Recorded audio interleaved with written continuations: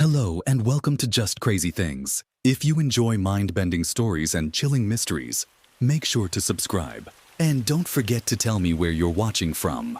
I hope you're ready for today's crazy tale. See what her son was pointing at. Her son, Billy, could see something standing on the side of the road beneath the dark trees, and it was smiling at him. Samantha and her son were trapped on a lonely, long country road. It was in the twilight of night, and a full moon projected a ghostly glow across the night sky. A faulty engine turned Samantha's night into a nightmare. Samantha's car sat on the side of the road. No matter how many times she would twist the ignition switch, her brand new 1984 Cadillac Cimarron refused to make a sound. Samantha's only hope was a phone booth. The phone booth seemed out of place, sitting on the other side of the country road. Samantha needed 20 cents to use the payphone. The good part was that Samantha had the change to pay for a call. The bad part was that Samantha was a little afraid to get out of her car because of what her son had told her. "Baby, there's nothing over there," Samantha kept telling her little boy repeatedly through a nervous giggle. The young mother knew her son had a vivid imagination. Sometimes she would adore her son's imaginary friends, but her son's new imaginary friend gave Samantha the chills. It first started at the movie theater. Samantha took her son to see The Terminator. She tried to enjoy the movie with her little boy, but she couldn't enjoy anything after her son started telling her about a skeletal man sitting behind her. Billy told his mum that his new imaginary friend followed them out of the movie theater. He then told his mum that his imaginary friend looked like the skeleton of a dead man. Billy thought maybe his imaginary friend was someone who died long ago. The little boy told his mother that he'd run alongside his mum's car at full speed before it broke down. He said his imaginary friend wore a midnight black bowler hat, and that the rest of the skeletal body was naked. The child described the imaginary friend as a lanky, dark figure that had a perpetual smile because he had no lips. He had no eyeballs either, or a nose. Billy told his mum that his imaginary friend's bones would rattle even while he was standing perfectly still. Most mums would freak out if their child gave them such a horrid description of their imaginary friend. But Samantha was a brave mum, or at least she tried to be brave. She didn't believe her little boy. She didn't want to believe him. It unnerved Samantha to see how her little boy's description of this imaginary friend was so detailed. Well, her son's earnest explanation of the existence of this person, this thing, unnerved Samantha as well. She also didn't like the name of her son's make-believe friend. "Dr. Rumples thinks you're pretty," Billy told his mum through a giggle. "He said you look like a cheerleader. Oh, he likes your long blonde hair and your ivory skin. He likes the dimples in your cheeks. He says you have the face of a queen, and he likes how your crystal blue hoop earrings match the color of your eyes." Billy spoke softly while reaching out and stroking his little fingers through his mum's honey blonde hair. The little boy could see the alarm in his mother's eyes, and he tried to relax her by caressing her face. Samantha took her son's hands away from her hair, and she brought his hand to her lips, kissing his fingers. "What are you thinking about, Mama?" Billy asked through his cute, unguarded voice. The little boy looked like a spitting image of his mother. He had her intense, crystal blue eyes and her dimples. His wavy golden blonde hair touched his shoulders, and it cradled his angelic face. Strangers would admire Billy's cute face, and the strangers were mostly women. Well, Billy hated it because sometimes people would mistake him for a girl. The only one he enjoyed hearing compliments from was his mother.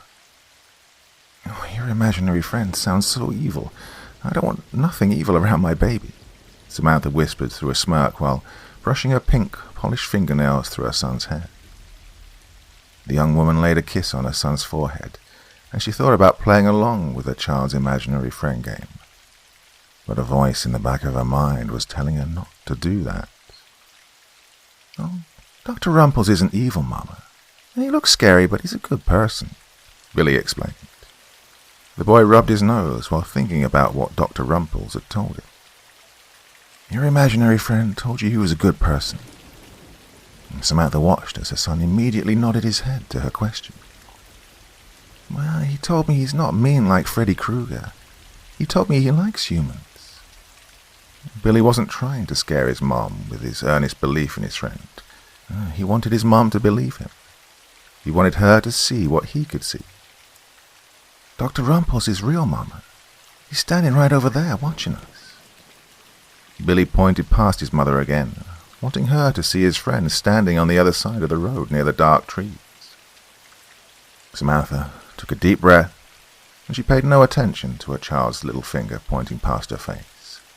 Instead, the young woman kept her gaze on her son's face. She shook her head and smiled while touching the tip of her son's nose. He's right over there, Billy said as he continued to point past his mum. An urgent spark was in the child's voice.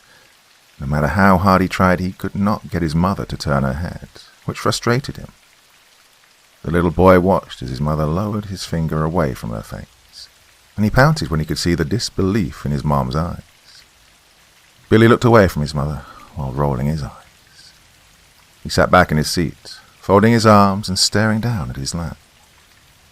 Every time little Billy would pout, he'd push his glasses up on his nose.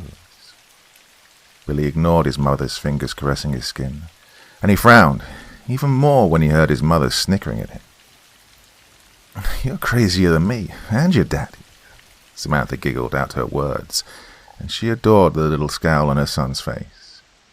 You know your father had a cool imagination like you. That's what made him an outstanding scriptwriter. I was lucky to have your father. Oh, who would have thought that a Hollywood scriptwriter would be attracted to a nurse? He was smarter than me, like you, Samantha stated. The mother affectionately studied her son, and she disregarded his soft pouting. Samantha thought about how her son looked like a miniature version of her husband. He also dressed like his dad. He wore a blue jean vest, along with matching denim shorts. He wore a black t-shirt beneath his tiny vest. Samantha laughed in her mind while realizing that her son's clothes were just like her husband's, just 5 times smaller. The one piece of clothing that Timothy wore that belonged to his father was a black Run DMC baseball cap that he wore backward on his head. Billy would wear his father's hip-hop cap every time he'd go out in public. Like his father, he adored the hip-hop group Run DMC, and wearing the black cap made Billy feel like his father had never died. I miss Dad, Billy mumbled to his mother. The little boy thought about the last place where he'd seen his dad, which was in a hospital bed. I know, baby. I miss him too, Samantha said while still caressing her son's face. The young woman didn't want to reflect on her husband's death, but it was hard not to. Your dad was a sweetheart, and he was so intelligent, like you. Samantha glanced down at her wedding ring, which she had never removed from her finger after her husband's passing. Oh, I think about your dad every day. Oh, I would give anything to bring him back. Your mummy thought God hated her after I found out that your dad had brain cancer. I kept praying to God every day, asking him to take your daddy's cancer away. And he didn't. There was a bitter undertone in Samantha's voice. Billy turned to look at his mom again. But Dad's in heaven with God. That's what you told me at Daddy's funeral. Billy's voice and his words were like the cooing of a dove. His voice soothed his mom, and so did his touch. The little boy sensed his mother's sadness, and he didn't want her to cry like the last time she brought up Dad's cancer. Billy returned the caress that his mother had given him. The child would occasionally look past his mum to see Dr. Rumpel's.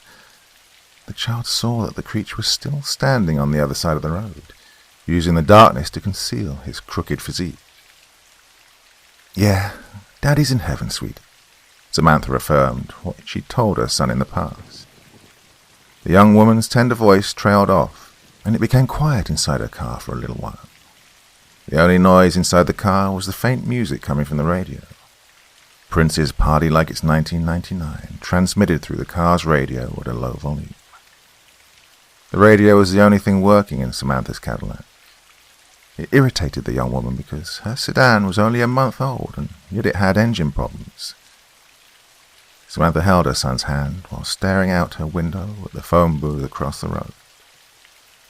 She sighed as she made her plan to get out of the car and make her way toward the payphone. She knew she couldn't keep sitting in the car waiting for a passerby. She had to call for a tow truck, and she had the change in her purse to use the phone. Samantha felt stupid for sitting in her car for 30 minutes, waiting for a motorist to come down a lonely road in the middle of the night. At first, Samantha was about to step out of her car, but her hand froze on the door handle when her son said this. "He waved at you." Billy giggled as he brought up Dr. Rumples again. Samantha slowly looked around at her son. "Who waved at me, baby? Are you talking about Dr. Rumples again?" Samantha released an incredulous giggle. She hoped that her child would lay his vibrant imagination to rest for now. Samantha thought about how she tormented her parents with her imaginary friends when she was a little girl. The young mother figured that she was reaping what she sowed. Samantha's imaginary friend wasn't scary like her son's. A beautiful princess was her imaginary friend, and Samantha didn't understand why her son's imaginary friend sounded more like a monstrous foe. "Yeah, Dr. Rumples waved at you. He's still standing across from us. He can't stand up straight because of his back. It's crooked. He has crooked fingers too, like tree branches." Billy went into a deeper explanation for his imaginary friend's grotesque appearance. The little boy could see the disbelief arising in his mother's eyes again. He was determined to get his mother to believe him. "Your imaginary friend's scaring Mommy," Samantha said to her son through a half whisper and a suppressed giggle. She wanted her son to stop with the Dr. Rumpel situation, but she didn't want to crush her child's imagination, or what she thought was his imagination. The voice in Samantha's head told her not to engage her son in the Dr. Rumpel's game, but the young mother ignored the voice because, she loved her son. She decided to play along with Billy, pretending that she could see Dr. Rumpel standing on the other side of the road as well. She felt that encouraging her son's imagination as a mother was the right thing to do, even if her child's imagination was starting to scare her. "You can see him?" Billy sat up in the seat, and his voice squeaked a little from excitement after he watched his mom wave at Dr. Rumpel. "Yeah, I can see your friend. You know something? He's not that scary looking." Samantha snickered, and she felt good engaging her son. "Well, he is tall, and I can see how crooked his back is. Poor thing, it must be hard for him to walk. Maybe he has arthritis." Samantha thought her playful words would cause her son to giggle with glee. But she looked around at her little Billy when he became eerily silent. "What's the matter, dollface? Why aren't you happy? You should be glad that Mummy can see your friend. Oh, I couldn't see him at first, but now I can see him waving—" "Just stop it, Mama." Billy cut his mother off sharply. The little boy folded his arms again while retreating into his pouting state. Samantha laughed uncomfortably while looking shocked and partly guilty. "What's the matter with you? I see your friend and now you're mad at me?" Samantha kept a smirk on her face while staring at her son in disbelief. "You don't see him. You're just messing with me, and Dr. Rumpel said you shouldn't lie to your son." Billy's voice had an edge to it. It was an unnatural edge that didn't belong in a little boy's voice. Samantha heard the edge in her son's voice, and she did not like it. "Okay, that's enough with Dr. Rumpels. Mommy tried to play with you, but I'm not going to play if you're going to have a nasty attitude." Samantha went back into disciplinarian mode. She wanted to feel guilty, but she thought it would be absurd to feel guilty for trying to please her child. "I'm going to go make a phone call. You sit tight, okay?" Samantha leaned in, kissing her child on the side of his head and ignoring his pouting. Once again, Samantha reached for the door handle, but the hairs on her neck stood up when her son grabbed her knee. His little palm had moved like lightning. "Dr. Rumpels wants you to stay in the car," Billy whispered, never looking at his mother. The little boy kept his eyes on his lap. but his hand was locked on his mother's knee. "Baby, you're scaring me. It's not cute anymore." Samantha's voice quivered. The mother was about to say something else, but for some reason her tongue froze when her son spoke again. "Dr. Rumpel said a truck will be here soon, so stay in the car." Billy never lost that edge in his voice. He continued. "Dr. Rumpel knows that you don't believe in him, so he wants you to play a quick game. It'll only take a second." Billy finally looked around at his mother, and his hand was caressing her knee. "Okay, fine. One quick game and that's it." Samantha tried to hide the quiver in her voice, and she tried to maintain an authoritative tone. That voice in Samantha's head was yelling at her now, telling her not to engage her son, but she ignored it once again. Billy licked his lips before speaking again. "Dr. Rumpels wants you to think of a number between 1 and 10. He's going to tell you the number you're thinking about by tapping on the roof of the car." Billy told his mother the rules of the game, and as he spoke, he never blinked while gazing into his mother's eyes. Samantha sighed while trying to hide her nervousness. She did what her son told her, and she thought of a number. A half smirk grew on Samantha's lips when she thought about how ridiculous the whole situation was becoming. She assumed nothing would happen. Her rational, adult mind kept telling her that her son had a wild imagination. Samantha waited to hear something. She was playing her child's game once again, and she thought nothing of it, until she heard the first thud on the car's roof. "What the?" Samantha blurted out while looking up. Before she could tell herself that she'd heard a figment of her imagination, the second thud came, and it sent a paralyzing chill through Samantha's body. After a minute passed, a third thud came. Another minute, and then a fourth thud. Another minute, and then a fifth thud. Within 4 minutes, Samantha heard 6 hard thuds on the roof of her stranded Cadillac. The young woman didn't want to believe what she'd just heard, but she had heard it.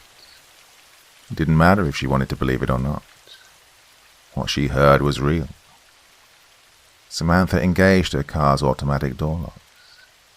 She could still hear it moving around on the roof of her car. For a few minutes, Samantha swore she was dreaming. The young woman grabbed her child's hand when she heard the sound of clawing above her head. "Don't be afraid of him, Mama," Billy told his mum through a calm whisper. The little boy felt bad for his mum when he saw the sheer terror growing on her face. Baby." Those were the only 2 words Samantha could get out to her son before her voice locked. The heavy mass that crawled up on the roof caused Samantha's car to shift from side to side. Out of panic, Samantha locked her trembling fingers on the keys that still hung from the ignition switch. She kept turning the switch, praying for her car to start, but the Cadillac remained dead silent. Samantha kept turning the switch, knowing that her car wouldn't start. The young woman felt a dreadful shadow come over her while listening to the knocking and clawing sounds on her roof. The voice in Samantha's head told her that the thing on the roof of her car was going to kill her and her son if she didn't do something. A crazy thought came to her. She thought about grabbing her son and jumping out of the car, thinking maybe she could outrun the creature on foot. Samantha froze again when she heard the thing jump down off the roof of the car. She could hear mumbling and grunting coming from the rear. Billy never took his bright and gentle eyes off of his mum's face. The little boy had no fear of his friend. He could hear the creature pulling on the rear door handle behind the passenger seat. It warmed his heart when Dr. Rumpels tried to get into the car. He wanted to unlock the door so his friend could crawl in and join him and his mum. He giggled while listening to the frustrated grunting coming from outside the rear door behind him. Samantha prayed under her breath while closing her eyes, hoping to wake up from her dream at any time. The young mother didn't want to believe what was happening. She refused to believe that what was happening to her was horrifyingly real. Samantha thought that maybe she was hallucinating. She thought maybe the food server slipped PCP into the soda pop she bought for her and her son at the movie theater. She had a thought that maybe someone had laced their popcorn. Samantha let out a short scream when she heard clawing against the inside of her car where her son was sitting. The clawing was still coming from the back seat outside the locked rear door. Samantha almost turned to see what was lurking outside her rear window, but the voice in her head told her not to. She could hear it mumbling to itself and tugging on the door handle like a madman. Dr. Rumples would soon be in the car with Samantha and her son. The creature would soon be in the back seat, reaching out to touch Samantha.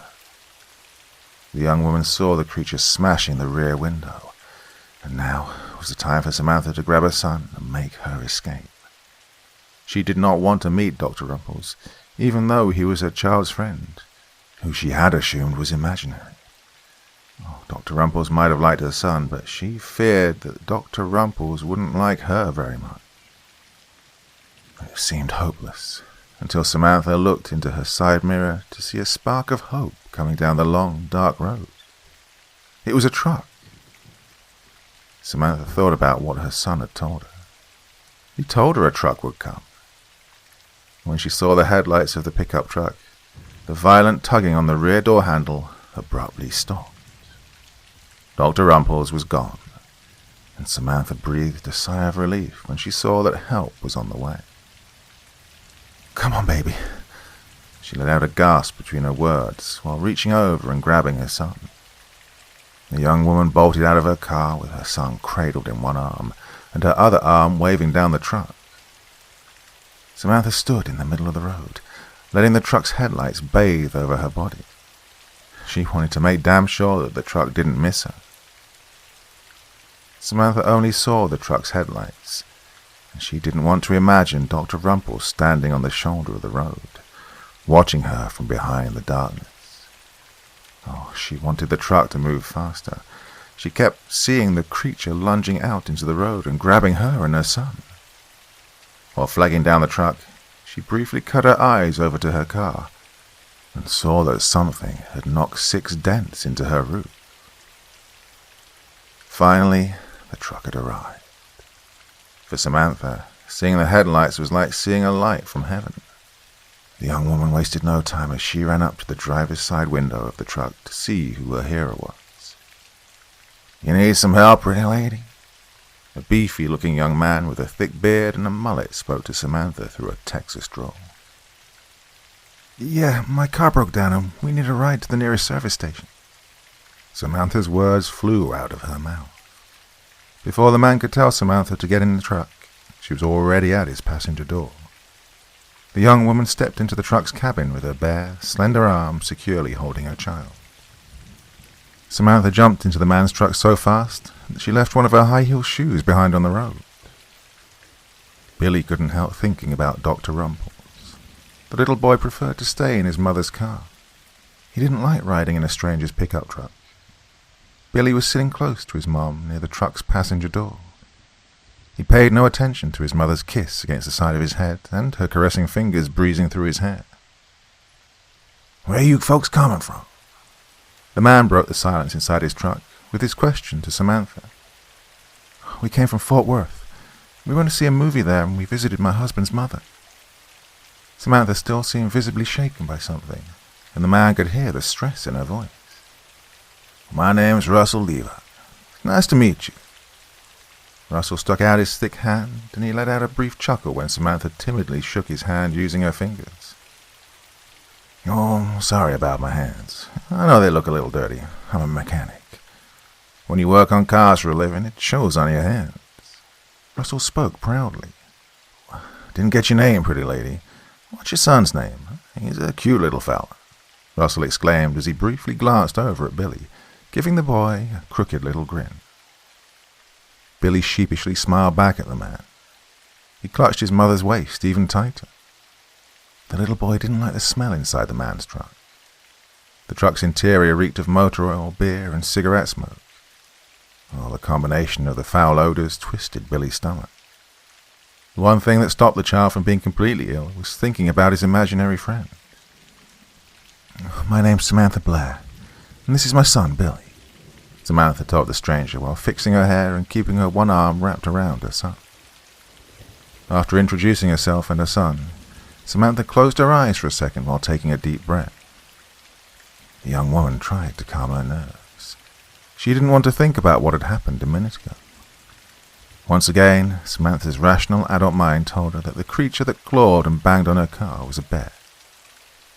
Telling herself that it was a grizzly bear was the only way Samantha could deal with the shock of it all. But there was one problem in Samantha's rational explanation. Bears don't grunt, and they don't mumble like a man. Samantha couldn't stop thinking about the mumbling and the grunting she'd heard. The young woman tried to put it out of her mind, but she couldn't. Well, at least Samantha was safe. At least she was with a stranger who could help her and her son. "Oh, you seem frightened about something. What happened back there?" Russell asked. The man's Texas accent intensified his question. "Oh, my car broke down. It's brand new, but something happened with the engine, and it just died on me," Samantha explained. "I wanted to call for a tow truck, but I was too afraid to get out of my car." I know that sounds stupid. Samantha laughed softly, which surprised her. This meant that she was calming down. "I can understand how you feel, being a young woman out late at night. You're with your little boy, and you're out here in the dark." Russell paused and snorted. "We always associate danger with darkness. I can understand why a pretty little lady like you wouldn't want to get out of your car. You never know what's watching you in the dark." Russell's grumbly voice shifted the air around Samantha and her son. Samantha felt the man's bass-heavy voice vibrating her chest. Looking at Russell, Samantha could see that he was a hard-working man. He wore a dingy white trucker hat with an American flag design on the front of it. He had on a grey wife-beater shirt that hugged his bulky physique. Samantha saw an Air Force Army tattoo on his bulging bare arm. She noticed the mud stains on his ripped blue jeans. "When I saw you in the front of my truck, I thought you were that pop singer, Madonna." Russell chuckled at his own words. He would occasionally put his eyes on Samantha's black miniskirt, and he saw how the skirt decorated her wide hips and her shapely legs. What turned Russell on the most was seeing her fishnet stockings. "Yeah, I kind of dress like Madonna." Samantha joined Russell in laughter. Every time Samantha would laugh softly, she would feel the tension seeping out of her body, like air leaking out of a balloon. "My husband would tease me and call me a material girl," Samantha continued. "Ah, you dress like her. You got on that nice, lacy, revealing top and that sleeveless black leather jacket. Oh, I love your pink headband. It complements that long, flowing, beautiful blonde hair of yours." Russell paused again and snorted. "Oh, I think you're prettier than Madonna. You dress like her, but your face and your body are way sexier. Oh, and your boobs are way bigger than hers, and your hips are hot." Russell's tongue ran loose. He didn't see his words as inappropriate. The Army veteran spoke his mind to Samantha, and he could feel forbidden desires stirring inside him, mostly inside his jeans. Thank you." Samantha didn't know what else to say to Russell's uncensored compliments. Well, the young woman had felt safe a few minutes earlier. "Did you say you were a mechanic?" Samantha asked while closing her leather jacket to hide her lacy top. "Yeah, I'm a mechanic." Russell's voice turned icy when he could somehow sense Samantha's uncomfortable feeling toward him. "Taking you to my garage, and I'll send my boys back to pick up your car." Russell gave Samantha the details of his plan. "You and your little boy are in excellent hands. We'll take care of you guys." After Russell said that to Samantha, he violently twisted his steering wheel, causing his 4x4 to make a sharp turn down an alleyway. Billy paid no mind to the truck's sudden swerve. The child was busy looking through the side mirror at a creature that was running behind the truck, keeping its pace at a mile-long distance. The darkness camouflaged the creature as it ran and leapt along the side of the dirt road. Billy couldn't take his eyes off Dr. Rumples. It amazed him how fast the skeletal man could move. Samantha had both arms around her little boy. She held his body tight against her chest. While the young woman was sitting between Russell and her child, she could sense something wasn't right when she watched Russell drive up into an auto repair service station that looked abandoned. Tall weeds surrounded the garage, and the parking lot looked more like a forest preserve. The service garage was dark, and its dilapidated structure looked more ancient than the Roman Colosseum. "Is this your garage?" Samantha asked after she watched Russell bring his truck to a stop. She felt chilled again when Russell didn't answer her question. Instead, the man turned and looked at her, taking off his trucker hat and revealing that he had a mohawk connected to his mullet. Samantha took her eyes off Russell when she saw a group of men appear out of nowhere. The men had shotguns and they surrounded the truck. Samantha counted 10 men altogether, as she didn't like the rock-hard scowls on the men's rugged faces. "Mama!" Billy shouted when one man jerked open the truck's passenger door before aiming his shotgun at the child and his mother. Samantha screamed when the man reached into the truck to grab her son. The woman swung her fist at the man and her knuckles connected with his nose. Unfortunately, Samantha could only land one punch on the man. She couldn't hold on to her son because of Russell grabbing her from behind and putting her in a headlock. "Come on, pretty lady," Russell whispered before dragging Samantha out of his truck's cabin by her neck. He even chuckled a little when Samantha began swinging her arms and flailing her legs. Russell mocked the young woman's effort to break free from him. "What are you doing?" Samantha's shrieking voice shot up to the night sky. The young woman kept trying to reach behind her to see if she could scratch Russell's face. Hearing her little boy screaming on the other side of the truck made Samantha go into a conniption. She screamed like a raging cat while digging her long fingernails into Russell's forehead.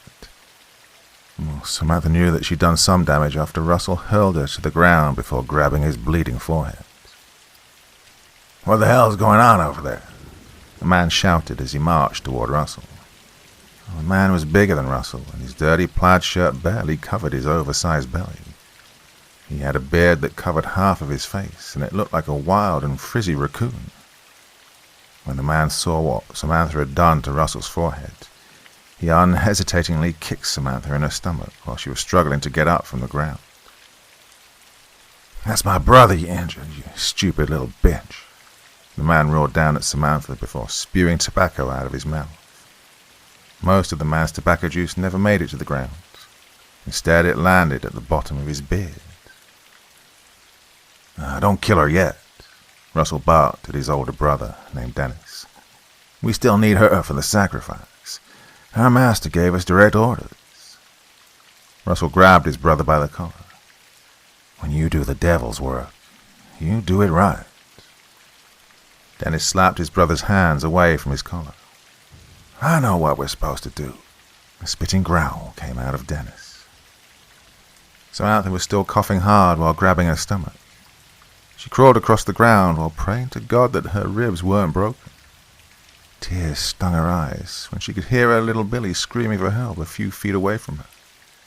Samantha had to stop crawling on her hands and knees when all 10 of the men surrounded her. One of the men had Billy in his arms. He stopped Billy from screaming by knocking the child unconscious.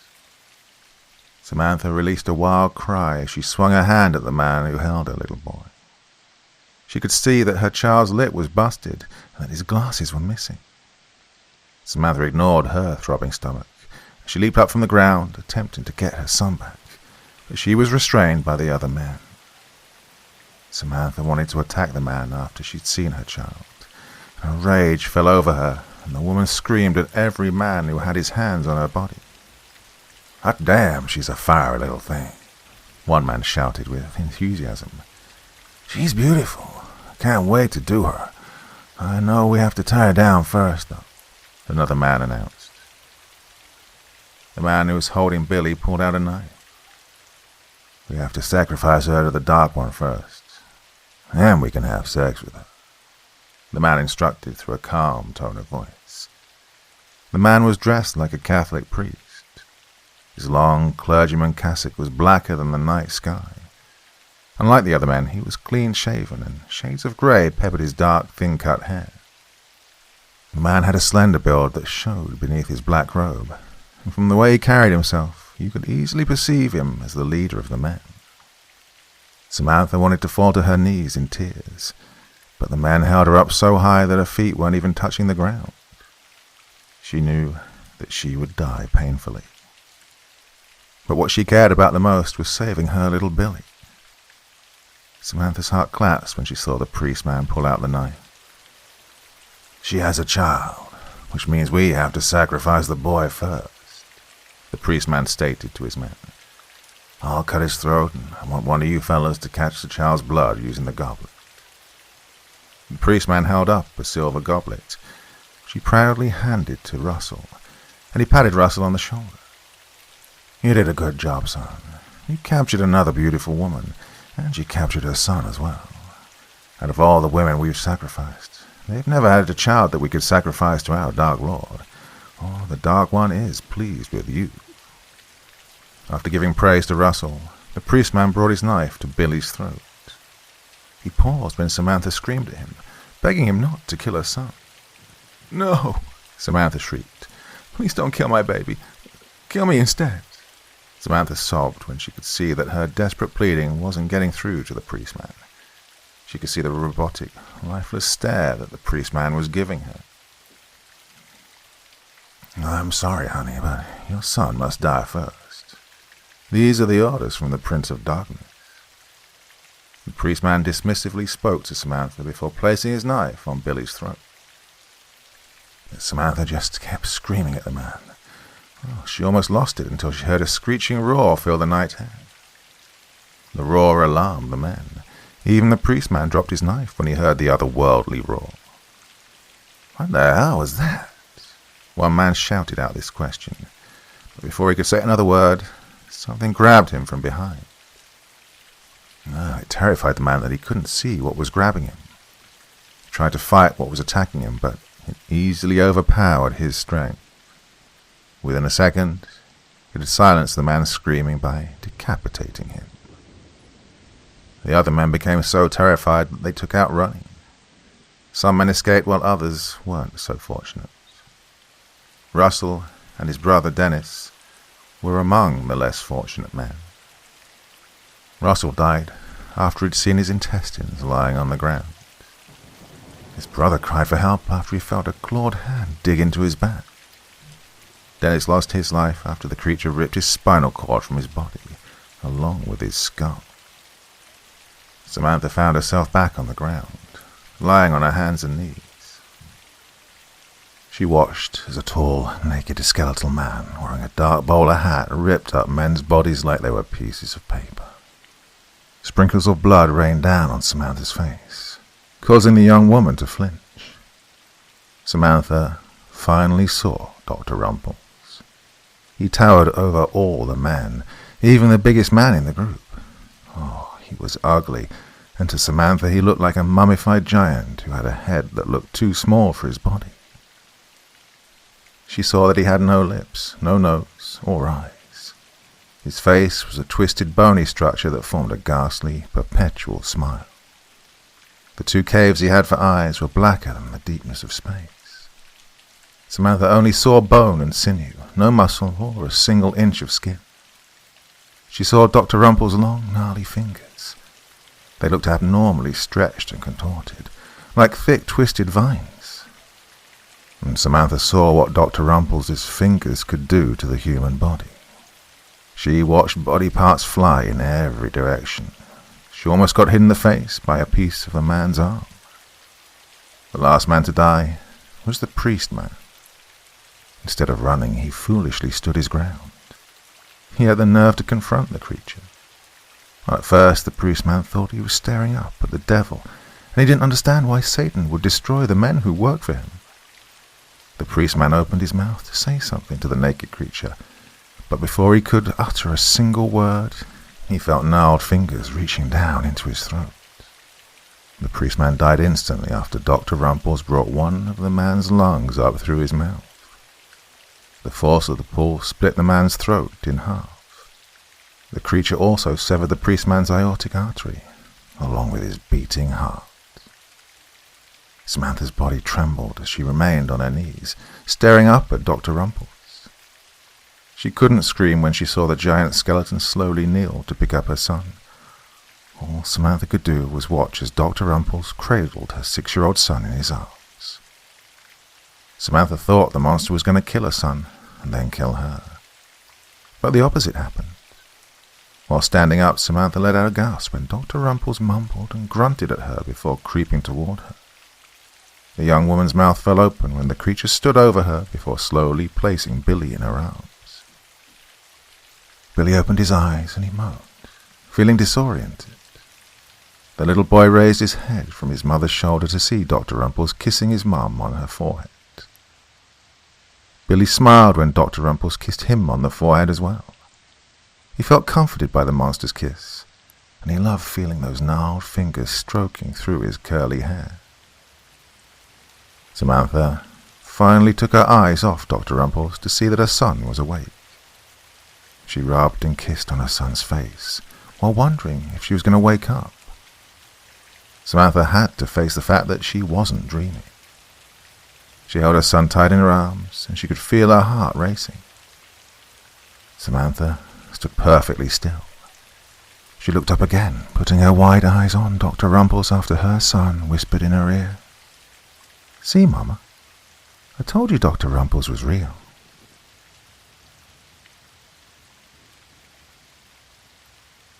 Here there be monsters. In the late 1940s, only a few years after World War II had ended, the United States Army Air Forces embarked on a project that was as audacious as it was ridiculously dangerous. The project was known as Crusader, an experiment to test the feasibility of America's giant long-range bombers to be powered by nuclear propulsion. By the early 1950s, with the Cold War with Soviet Russia reaching a boiling point, the newly designated United States Air Force was ready to test the capability of having a nuclear-powered bomber fleet in the air 24 hours a day, 7 days a week, with the capability to strike the Soviet Union within seconds of receiving the call that the world was coming to an end. Joining with the Atomic Energy Commission, the Air Force outfitted a specially modified Convair MB-36 bomber with an actual nuclear reactor. At the time, the MB-36 was one of the largest bombers ever designed, and dwarfed America's largest World War II bomber, the B-29 Superfortress. The MB-36 bomber completed nearly 90 hours of flight testing over the continental United States, with the nuclear reactor operating high over the skies of New Mexico and Texas. The operations were considered so risky that a second B-50 Superfortress, modified from the original World War II B-29 Superfortress, followed behind the MB-36 with a specially trained crew to handle radiological hazmat fallout should the MB-36 crash. By 1957, with initial flight testing completed, the MB-36 bomber, whose serial number was S/N 51-5712, was officially listed in the Air Force records as being scrapped. Her continued research on the project continued until its cancellation in 1961. That's where the official U.S. government records end, but where the account of following events begins. In 1958, under the thickest veil of secrecy, an MB-36 bomber with the number 51-5712, completely erased from its tail, landed on the island of Okinawa, about 900 miles southwest of Japan, to continue further flight and weapon delivery testing. Presumably, very few records remain of this phase of testing, as these were conducted at a level exceeding top secret, and any records which may survive to this day are still a closely guarded national secret. Still, by what secondary and tertiary accounts that do exist of that phase of testing, of which it can be safely assumed that half are inaccurate or completely false, The testing was considered a success by all measures, the nuclear-powered MB-36 having made successful secret test flights from the Philippine Sea to as far south as Australia and the northern tip of New Zealand and back. Rumours even circulated of a strange American bomber being seen over Chinese and North Korean airspace at the time. Sometime in early 1959, the MB-36, having completed that phase of testing, the bomber and its crew prepared for their flight back to the mainland United States. It was to be the longest flight for the nuclear-powered bomber, taking it from Okinawa over to the North Pacific Ocean to the Gulf of Alaska, south of Cook Inlet and Anchorage, and then across the entire United States mainland, until it reached Langley Air Force Base in Virginia. This was to be done entirely on nuclear propulsion and with absolutely no refueling stops. The accompanying B-50 Superfortress would be with the MB-36 over most of the Pacific leg until it was relieved by a second B-50 flying out of Anchorage. Accounts of what happened next, if indeed such accounts actually existed, are extremely scarce and border on wild speculation. Given what little accurate information is available, what can be reasonably surmised is this. About 3 hours into the flight, the accompanying B-50 Superfortress experienced some type of mechanical engine failure and was forced to return to Japan. However, for some unknown reason, the now unaccompanied MB-36 was ordered to continue on its mission to the rendezvous point with the second B-50 over the Gulf of Alaska. Who exactly gave this order is up for speculation, but the fact remained. The MB-36 would be alone for the next 5 hours until it linked up with their B-50 escort. Sometime during that 5-hour window, the MB-36 bomber disappeared. No record of the US military search and recovery efforts exists, but it can be safely assumed that it was as extensive as it was secretive. The only indication that such a mission ever took place came from old Soviet naval reports, which were released in the early 1990s, during the period of glasnost, when the Soviet Union collapsed. The report came from a Soviet submarine which, at the time, was quietly stalking US naval surface vessels operating in the area. According to the report, several dozen US and Canadian naval warships were operating in a 1,500 square mile area of the Pacific Ocean, in the waters west of British Columbia. According to the submarine captain, they seemed to be searching for something. For their part, both the United States and the Canadian government dismissed any such inquiries into this matter as simply a regularly scheduled joint naval exercise between two close NATO-allied nations. Still, the rumors persisted that angry messages were sent to the United States and the US Department of Defense from Canadian Prime Minister John Diefenbaker and the Canadian ambassador to the United States, Arnold Heaney, shortly after the search efforts ended. Apparently, they were extremely upset that the United States had somehow secretly and unnecessarily endangered the Canadian mainland in some way, and relations turned noticeably sour between the two neighbouring countries for several months from 1959 to 1960. In 1961, newly elected American President John F. Kennedy officially scrapped the entire nuclear-powered bomber program, and the 15-year experiment became just another billion-dollar footnote in the annals of failed military experiments. The development of successful in-flight refueling for bombers and intercontinental ballistic missiles had made the nuclear-powered bomber project obsolete. The MB-36 Crusader project was swept under the rug and was very quickly forgotten. Oh, that should have been the end of the story, except for one seemingly unconnected event which occurred in 1968 in the waters of the Pacific Ocean. In March of that year, approximately 1,560 nautical miles north of the Hawaiian island of Oahu, the Soviet submarine K-129 was mysteriously lost with all 98 crew members on board. An extensive air search by the Soviet Navy found nothing of the stricken submarine, and rumors abounded as to what had caused it to sink. From a hydrogen explosion in the batteries to a leaking missile door causing one of her onboard missiles to explode, to even claiming that a United States naval submarine, the USS Swordfish, had intentionally rammed it and caused the Russian vessel to sink. Well, the Soviets stuck with the last theory that the United States was somehow responsible for sinking, and tensions again rose between the two superpowers, though the US Navy claimed that no such ramming had occurred. These tensions came to a head when only a couple of months later, in May of 1968, a US Navy skipjack-class submarine, the USS Scorpion, was mysteriously lost in the Atlantic Ocean, taking 99 American sailors with her. Several Soviet naval war vessels were operating in the area of the Scorpion's disappearance. Speculation was that the Scorpion was attacked by the Soviets in retaliation for the sinking of the Soviet K-129 submarine in March. This time, however, it was the Soviets who claimed to have had no involvement with the sinking. Regardless of who or what sank the USS Scorpion, tensions were at an all-time high between the Soviets and the United States, as the US was already deeply embroiled against a stubborn and determined communist enemy in Vietnam, while the communist Soviets were quickly spreading their influence all over Eastern Europe and threatening the Western European democracies. The safety switches on the nuclear weapon stockpiles of both sides had been shut off, and the threat of a nuclear conflagration was never more than a second away. Fortunately, the nuclear war between the United States and the Soviet Union never occurred during what is now considered the Cold War era, but other, seemingly completely disconnected occurrences began happening in the oceans across the entire globe. Fishermen, sailors, and those who made their trades by living off the ocean began reporting seeing strange anomalies in the water, things which were huge, unknown, and very much alive.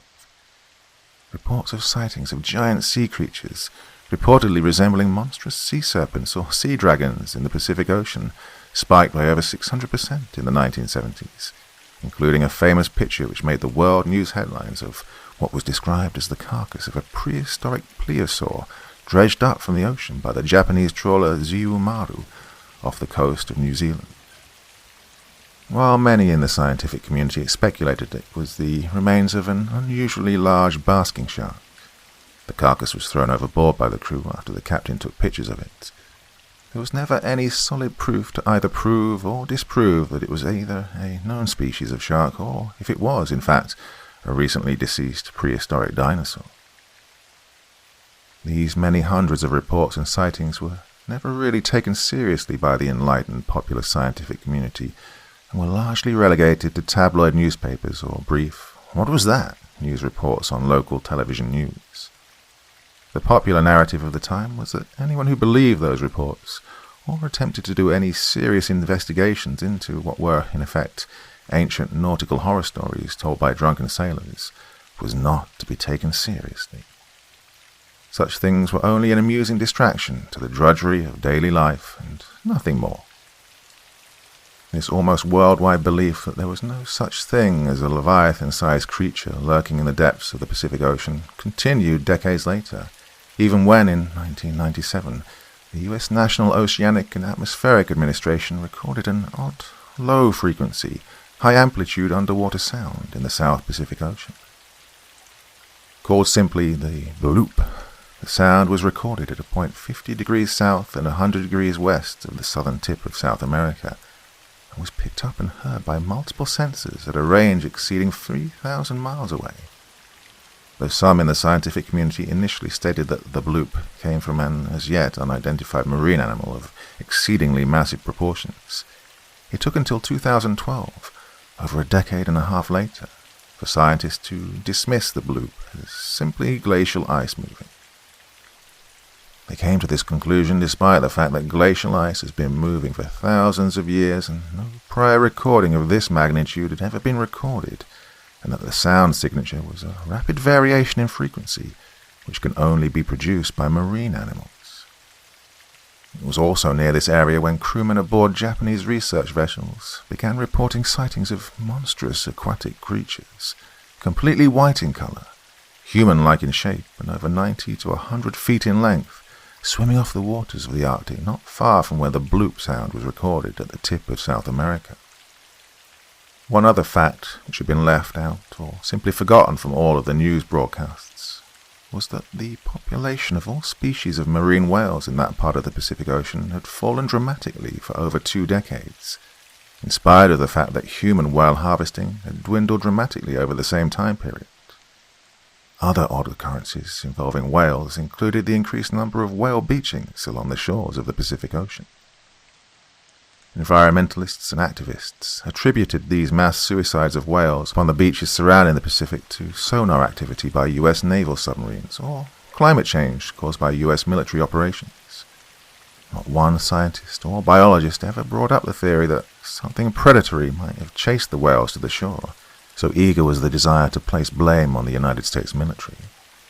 In fact, the fear that U.S. military operations were causing global warming and forcing whales to beach themselves was so great that in 2010, Democratic Congressional Representative Hank Johnson of Georgia lectured the United States House Armed Services Committee and the American commander of the U.S. Pacific Fleet, Admiral Robert Willard, that continued U.S. military operations, such as a planned training operation to have Marines land on the beaches of Guam, would cause so much global warming, whale beaching, and overpopulation. The whole island of Guam will tip over and capsize. But whales weren't the only large creatures to suffer from mysterious deaths. Another incident occurred in the Pacific Ocean off the coast of Australia a few years later. Scientists had tagged a 9-foot-long female great white shark and was tracking it when, suddenly, the tag indicated that the temperature had abruptly increased to 78 degrees and that the device had experienced a rapid plunge in depth to around 580 meters in a matter of seconds. The stunned scientists could only speculate as to the cause of such a bizarre event, and for days tried to come up with a logical explanation of what could do this to a great white shark. The only conclusion which the scientists could determine was that the 9-foot-long apex predator had been swallowed by something even bigger, which then immediately dived deeper into the depths of the ocean. To the world at large, all of these events, from the loss of the nuclear-powered MB-36 bomber back in 1959, to the loss of the Soviet submarine a decade later, to the increased sightings of weird, anomalous things in the Pacific Ocean, and to the deceased whale population and increased whale beachings over the last 30 years, were nothing more than peculiar, disjointed, and totally unconnected incidents. The world was rapidly becoming an overly complex place to live, with strife, civil war, economic and environmental turmoil, social unrest, drought, famine, disease, power-hungry politicians, and an endless array of other calamities that attacked the average everyday citizen of the planet Earth. They had no time to be concerned about mythical sea monsters or horrific Lovecraftian monstrosities from the depths, until the day that the wreckage of the MB-36 was discovered, washed ashore on a desolate island of the Pacific Ocean. Ironically, the wreckage of the long-forgotten MB-36 nuclear-powered bomber was hiding in plain sight for an undetermined number of years, as its mostly intact left wing and parts of the fuselage had washed ashore on a tiny, uninhabited island hundreds of miles south of Alaska. With modern surveillance, such as Google Earth and satellite mapping technology, it may even have been viewed hundreds of times by unsuspecting people who had little idea of the significance of their find. Perhaps mistaking the wrecked warplane as just one of the thousands which had been lost in the Pacific during World War II. As there was no record of a nuclear-powered bomber being lost in the North Pacific, there was no reason to suspect that the wreckage was anything more than a tragic loss from a tragic war. Regardless, the wreckage remained undisturbed for decades, until a documentary news crew from the BBC hired an underwater research vessel to search for long-lost ships and planes which had perished during the horrific and deadly naval battles which had taken place between the United States and Imperial Japan's naval forces. They had just concluded filming and were sailing back to San Diego when, almost as an afterthought, the director of the documentary decided to make a detour to investigate the old wreckage which had washed ashore on that deserted island.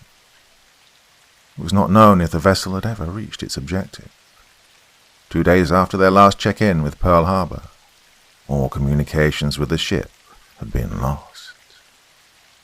An extensive search of the area by the British Royal Navy, the Canadian Navy, and the US Coast Guard commenced, though nothing was found of the missing research vessel, except various bits of floating debris and 2 empty life preservers which presumably had come from the ship.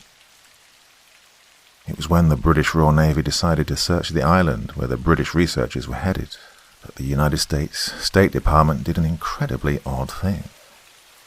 The US declared a 300-mile exclusion zone around the little 1.5-square-mile island, forbidding any except authorized US naval warships to enter the restricted zone. It was almost 60 years to the day that the MB-36 went missing. The United States finally found pieces of that nuclear-powered bomber, and that, unfortunately, is the part of the story where I come in. My name is Captain Samuel Gabriel, United States Marine Corps.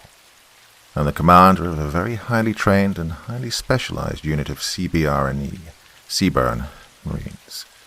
Seaburn stands for chemical, biological, radiological, nuclear, and high-yield explosives. Our job as military emergency responders is to recognize and mitigate attacks from such weapons which could create mass casualties and mass disruption to society from, for example, a nuclear, chemical, or biological attack. Stationed in Hawaii, we were the nearest unit of this type to the mysterious little island that was located some 1,000 nautical miles due northwest of Oahu. Admittedly, calling on a Seaburn unit to search for a missing research vessel was highly unusual, but, as the old saying goes, ours is not to question why, ours is but to do or die. I was told to bring only the minimal amount of personnel that I'd need to conduct this search and recover operation. Still not knowing exactly what we were searching for, as my chain of command said, that was secret information and that I'd be filled in on a need-to-know basis. I chose 17 of my most experienced Seaburn Marines and divided us into 2 teams of 9 Marines each. We were told to bring our heaviest hazmat suits, oxygen breathers, radiological sensors, radiation alarms, decontaminating agents, and a full combat load for our M4 rifles. In addition, all recording devices such as cell phones, GoPros, or any type of audio-visual recorder was strictly forbidden, all over what was supposed to be a simple search and recovery mission. Every one of us knew that there was some underhanded black ops thing going on when we boarded the naval assault ship, the USS Wasp, as it floated dockside at Pearl Harbor, waiting to take us on the 4-day journey to that small, lonely island in the middle of the Pacific Ocean. For 2 days of that trip, my Seaburn unit basically sat around aboard the massive USS Wasp assault ship with its large internal bays which could comfortably hold an entire U.S. Marine assault battalion, along with all its armored vehicles. For this mission, however, 2 ugly bus-shaped Boeing CH-46 Sea Knight helicopters, 2 AH-1Z Viper attack helicopters, and 2 UH-1Y Venom utility helicopters were parked aboard the ship's flat top. Again, these were not the types of aircraft which were optimized for air-to-sea searches. On the 3rd day of the voyage, when we were about 350 nautical miles from our destination, the captain of the USS Wasp had us do radiological surveys of the air and seas. To our astonishment, we found that both the air and sea samples east of the island contained an elevated amount of radiation. The second test, at 300 nautical miles from the island, revealed even higher levels of radiological contamination. The captain decided to change course to approach the island from a more southerly route, and to our relief, radiation levels dropped significantly. A hasty meeting inside the Tactical Operations Center of the USS Wasp was set to discuss possible causes and sources of the radiation. We had a significant amount of civilian specialists also on this mission, including 2 CIA agents straight from Langley, Virginia. They told us that the radiation was likely spillage from the Soviet K-129, which was lost decades ago, some 350 to 400 miles from our location.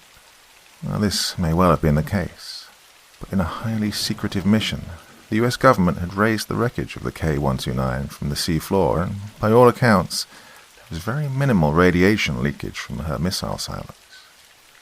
The next day, the USS Wasp took up station about 5 miles to the west of the target island. The radiation levels had increased steadily the closer we got to the island, but not to a point where the accumulation would be considered hazardous if we could complete the mission within 12 hours. Soaking inside our fully enclosed hazmat suits and straining from 50 pounds of gear and equipment under the humidity of the vast Pacific Ocean, my Marines loaded aboard one of the CH-46 Sea Knight helicopters destined for the shores of that mysterious island floating 5 miles in the distance. The fact that my Marines were also carrying fully loaded M4 rifles made me suspect that we were not going to be doing our primary mission as seaburn specialists, a feeling that was confirmed when I saw who was boarding the other CH-46 helicopter. The other Chinook helicopter was filled with specialists, also in hazmat suits, working for the U.S. Nuclear Regulatory Commission, the U.S. Department of Energy, and the U.S. Environmental Protection Agency. They even had a team of U.S. military historians aboard for good measure. Although our initial mission briefing aboard the USS Wasp was considered top secret, it was filled with only the barest of need-to-know data by the two high-ranking CIA types, followed by incessant reminders of the harsh penalties that we would expect if any word of this mission were leaked to the public. At that point, I had little idea of the impact that this discovery would unearth. In truth, I didn't believe the CIA types did either. My Marines and I were experts at our jobs when it came to securing hazardous, radioactive waste materials, even if they were long-dead bobbers lost in the ocean for decades. It was the CIA's job to cover up some past blunder that the US government was responsible for. We would do our jobs, they would do their jobs, and the world would be none the wiser. Flying in from the western part of the tiny island, the two CH-46 Sea Knights landed in a clearing on the beach. Though we knew it would be uncomfortable, the plan was to walk the 1 mile across the relatively flat island to where the wreckage of the plane lay washed up on the opposite beach.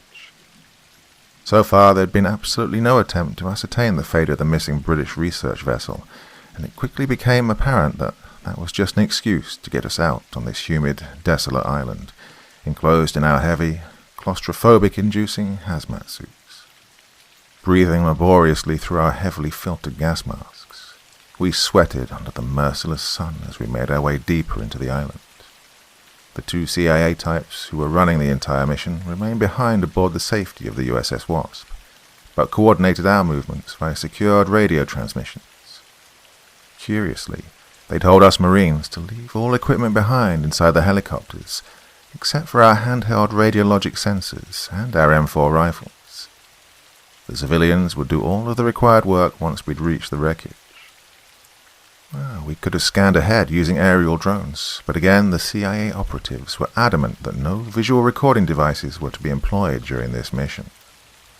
We soon entered a jungle area, where the trees seemed eerily weird and misshapen, as if their branches had been twisted to cause the trees to feel excruciating pain. There were no birds or animal life present, only these tortured and oppressed-looking trees. My Marines were taking the hike as well as could be expected, but the civilian specialists who were accompanying us were another story, unused as they were to the exertion that came with walking through a humid island jungle, sealed inside a heavy rubber and carbon suit which was lined with lead. Two of the civilians, an obese, late middle-aged gentleman who was one of the military historians, and a young man who was one of the EPA specialists, were complaining of feeling dizzy and lightheaded, obvious symptoms of heat exhaustion. We sat them down as comfortably as we could on a fallen tree trunk underneath a jungle canopy and had them drink water through a tube connected to a bladder of cool water on their backs. I left one of my Marines to keep an eye on them, figuring that we wouldn't be gone for more than an hour, by which time I was hoping that the two civilians would be well enough to walk back to the Sea Knights.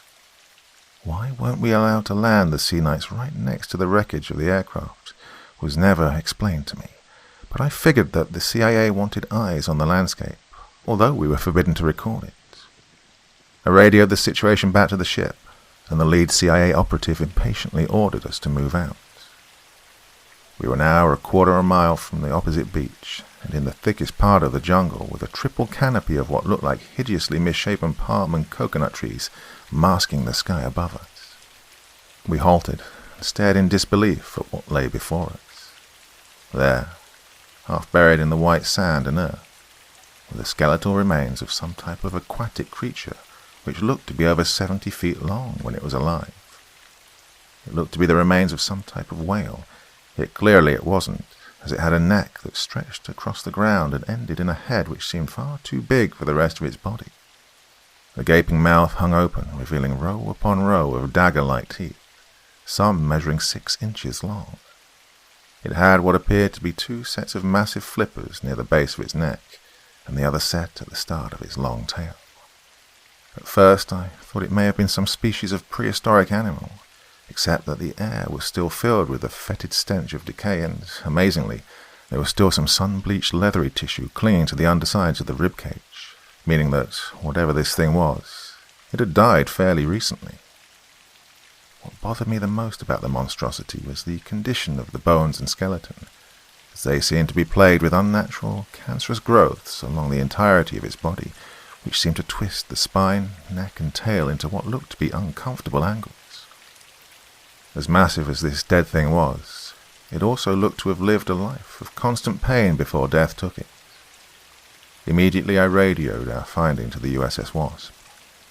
After a few long minutes of what I took to be indecisive silence, the lead CIA operative acknowledged my transmission and ordered us to continue the mission. In a few minutes, we emerged from the sweltering jungle and walked onto the beach under the unforgiving sun.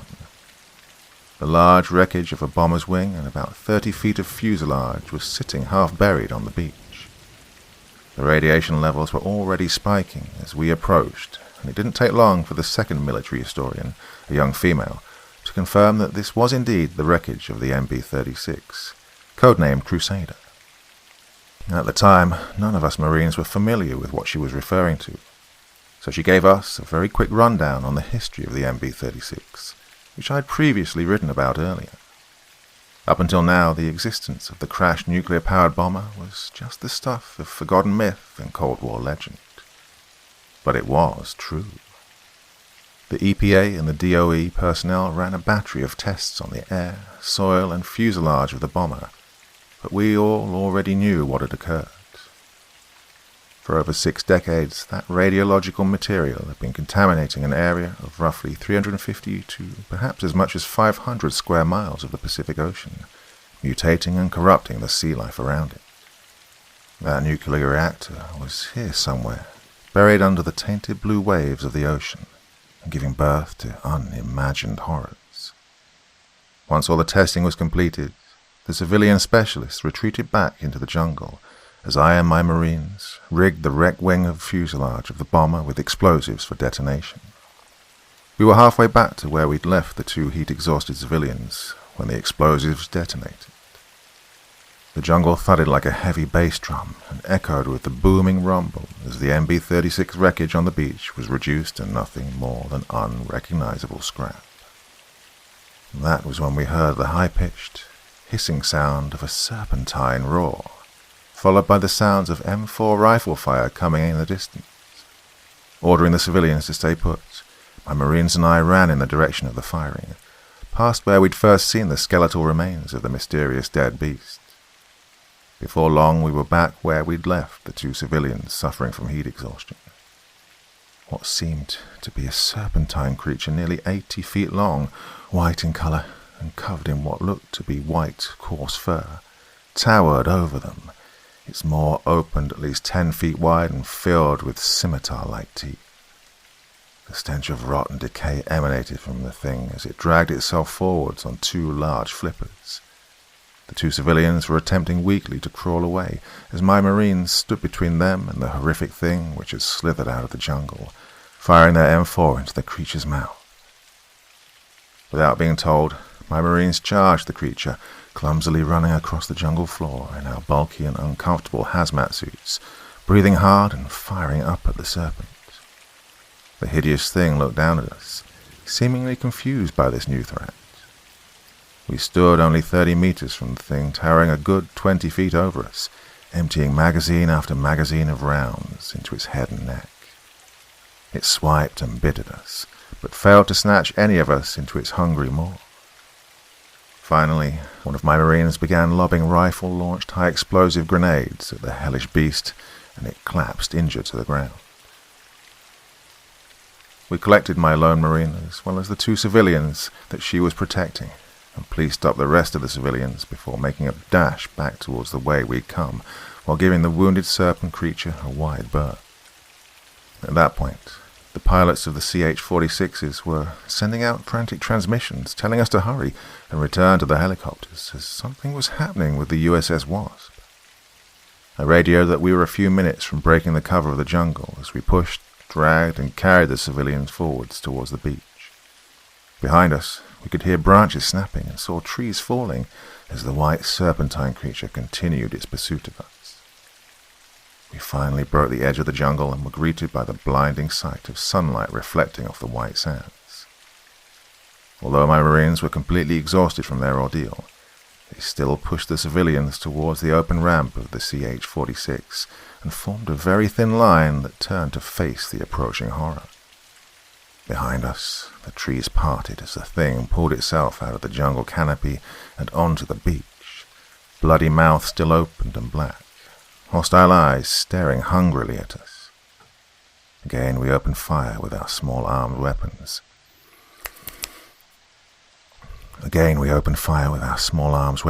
While my grenadier launched a high explosive round that impacted inside the beast's maw. The creature's head exploded in a spray of fetid-smelling bone and gore, the massive 15-foot mandible tearing away from the rest of its head. Wearily, we turned and ran the rest of the way to our waiting CH-46 Sea Knight, the pilot eager to leave the beach. I stopped briefly to ensure that all of my Marines were accounted for, and looked out across the ocean toward the USS Wasp.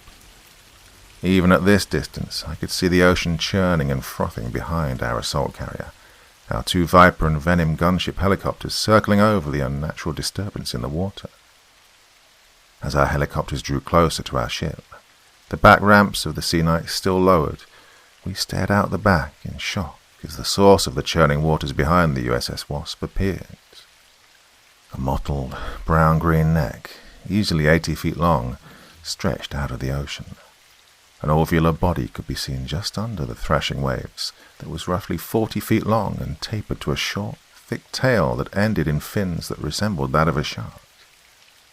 The Leviathan horror had two sets of gigantic flippers resembling those of a prehistoric plesiosaur, the front ones easily 20 to 30 feet long each. A dorsal fin protruded from between bony spines on its back that rose 30 feet above the waves as the horrific sea creature swam in an undulating motion to catch the USS Wasp. The most terrifying thing about the beast was its head, which seemed impossibly oversized to be supported by its neck. The head resembled that of a great white shark, with horny protrusions crowning its head and a jaw so massive that it could easily swallow a 9-foot-long great white shark whole. The thing was now only 100 meters behind the USS Wasp, which was steaming away from the creature at full speed and throwing up a massive wake behind her. All of a sudden, our AH-1Z Vipers opened fire with air-to-surface missiles and chain gun fire. The ocean erupted in large spouts of white waves as explosions stitched the back of the creature. The mutated monstrosity hissed loudly, turning its ungodly large head towards the sky. By this time, the two UH-1Y Venom helicopters were also adding their ordnance to the cacophony of heavy weapon fire, raining machine gun and rocket rounds down upon the creature. Even my Marines were firing out of the open back ramp of our CH-46, using their personal small arms weapons.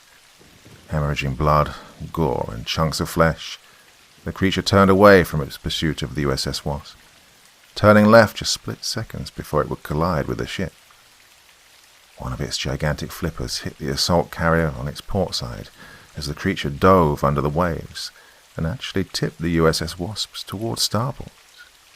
Our assault carrier rocked back and forth for a few tense moments before regaining stability, and we were allowed to land aboard her deck shortly after.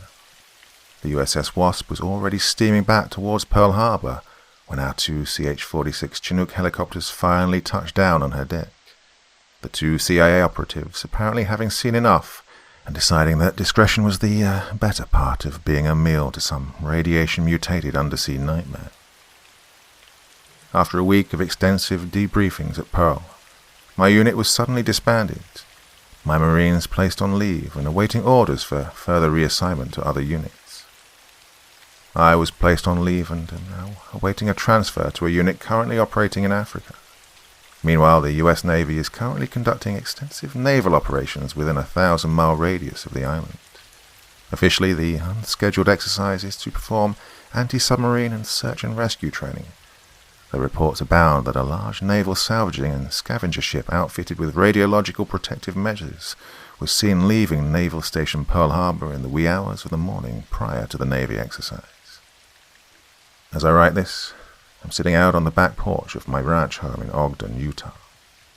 I've recently bought this land, and I purposely built my house on hilly land far from the nearest big city and a mile from my nearest neighbors. It's nighttime, and the stars twinkling above the cold, clear skies are shining brightly. I stare up at them, wondering what ancient mysteries they hold. Do they wait for the primitive species from Earth, so recently divorced from our homes within the caves, to clumsily fly out to them? I laugh unconsciously at something my 7-year-old son, Sammy Gabriel Jr., said tonight before he went to bed. He said that when he grows up, he wants to join the new U.S. military space force, so that one day he could explore the galaxy, find new alien species, and shoot them. That's fine, I guess, as long as he doesn't join the Navy or the Coast Guard or any trade that puts him out into the middle of the ocean. I've seen what lurks under the waves, and there be monsters there.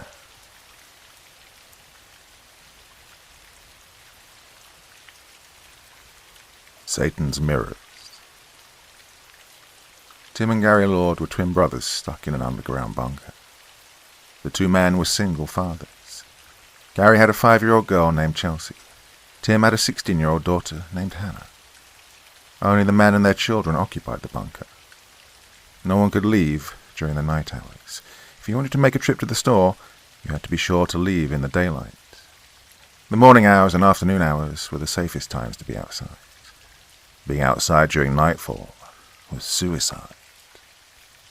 Looking into a mirror at night was also suicidal. You did not want to do that. People had to destroy the mirrors in their homes, including Tim. Tim found out the hard way a few nights ago. He saved his daughter and escaped his house, but not without suffering a few minor injuries. His older brother Gary had no problem allowing Tim and his daughter to stay in his house. Tim's brother came prepared, and he'd built a doomsday bunker under his house. Gary always prepared for the worst-case scenarios. He knew what had happened to Tim, and he tried to warn his brother. He told his brother not to look into a mirror at night. He told him to destroy every mirror in his home, but Tim laughed off his brother's warning, thinking Gary was crazy or that he was pranking him. Well, Tim knew Gary to be the prankster in the family, and Tim thought his mirror situation was another one of his brother's elaborate jokes. After what had happened to Tim and his daughter, he never took his brother's words for granted again. Tim had a near-death experience, all because he looked into a mirror at night while brushing his teeth. I started writing on my horror novel the day before. Tim whispered to his brother as he sat on a sofa with his daughter lying across his lap asleep. Your brother's a rock musician, and you're a successful author. You already know how to write a book. You've written 20 novels. I've never written a novel in my life. I had an extreme case of writer's block. Could only write one paragraph. When I went to bed and woke up the next morning, I turned on my laptop and got the shock of my life. Gary listened intently as he sat across from his brother in a recliner. He had his little girl sitting in his lap, sleeping. "You finished writing your novel, didn't he?" Gary finished Tim's story, and he watched as his brother nodded. He could still see the shocked daze in Tim's eyes. I'd finished a novel. At first I thought somebody broke into my house and typed on my laptop. Tim shook his head. Freaked me out to see a 540-page book sitting in my Word document after knowing damn well that I'd only written a paragraph the day before. Well, I knew that it couldn't have been an intruder. Nothing in my house was missing, and even the world's greatest burglar couldn't type up a 540-page book in one night, unless the burglar was supernatural. A soft chuckle escaped from Tim. Surrealism saturated his mind, and it intermingled with his fear. Gary laid his head back while thinking of what to say next. I don't know if the world's ending. It feels like a horror movie. I didn't believe it until I saw him looking back at me. He reached out of the mirror and grabbed me. I thought I was hallucinating at first, but when he twisted my wrist and I felt a sharp pain shoot up my arm, I knew this was real. Gary paused, contemplating his words for a minute. I couldn't believe I was fighting myself in a public restroom. Went to wash my hands, and I looked up into the mirror to see this dark, twisted face looking back at me. I jumped back, tried to run, but he lunged out of the mirror, grabbing my wrist. I couldn't believe what was happening to me. The lights in the men's bathroom went out. I struggled, but I made it out alive. Gary looked down at his daughter. He breezed his fingers through his daughter's small, curly locks. "You were on a date with someone, weren't you?" Tim asked. He remembered his brother telling him about a woman he'd met on an online dating site a month ago. "Yeah, I was on a date," Gary answered his brother with a sad tone in his voice. Thoughts of the woman he'd met online lingered in his mind. Gary thought about the chemistry he had with his date, Cassandra. He thought about the conversation he had with her. It seemed like the perfect date. Gary knew he was connecting with Cassandra when she reached across the restaurant table to touch his hand. There were secrets he told her that he'd never even told his twin brother. And Cassandra also opened her heart to Gary. All of this happened on the first date, which made Gary believe in finding love again. Gary found a new woman, and he thought he'd never have to wear the melancholy label of a widower again. For once, Gary thought he'd move on from the death of his wife by finding new love with this woman. But things went downhill for Gary when he had to excuse himself. He enjoyed talking to Cassandra, and he didn't know that a trip to the men's room would change his life forever. "Maybe she's still alive," Tim told his brother. He could see the hidden sadness in Gary's eyes. He wanted to give his brother hope with his love life, and he knew that Gary hated being a widower. Tim followed his brother's gaze when he looked across the living room at a framed picture of his dead wife, Nancy, that sat on a fireplace mantel.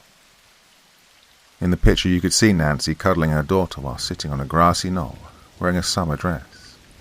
Her classic beauty and smile seemed to radiate beyond the photograph.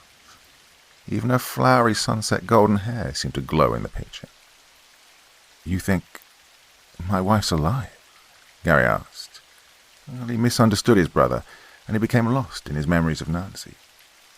"No, I was talking about your date," Tim stated. "Maybe Cassandra's still alive. I remember you told me the restaurant went dark and people were screaming." Tim tried to keep his voice down while talking to his twin brother, not wanting to wake his daughter. While talking to his brother, he couldn't get the monster out of his head. Tim's doppelganger attacked him in his basement bathroom. Seeing a dark, dead version of himself in the mirror would stay with Tim for the rest of his life. "Oh, I doubt that." Gary shook his head with an incredulous glint in his eyes. "She died in that restaurant. I escaped, and it was a miracle. Those lights went out. I knew the thing that had attacked me in the restroom wasn't the only monster in the restaurant." Gary's voice quivered.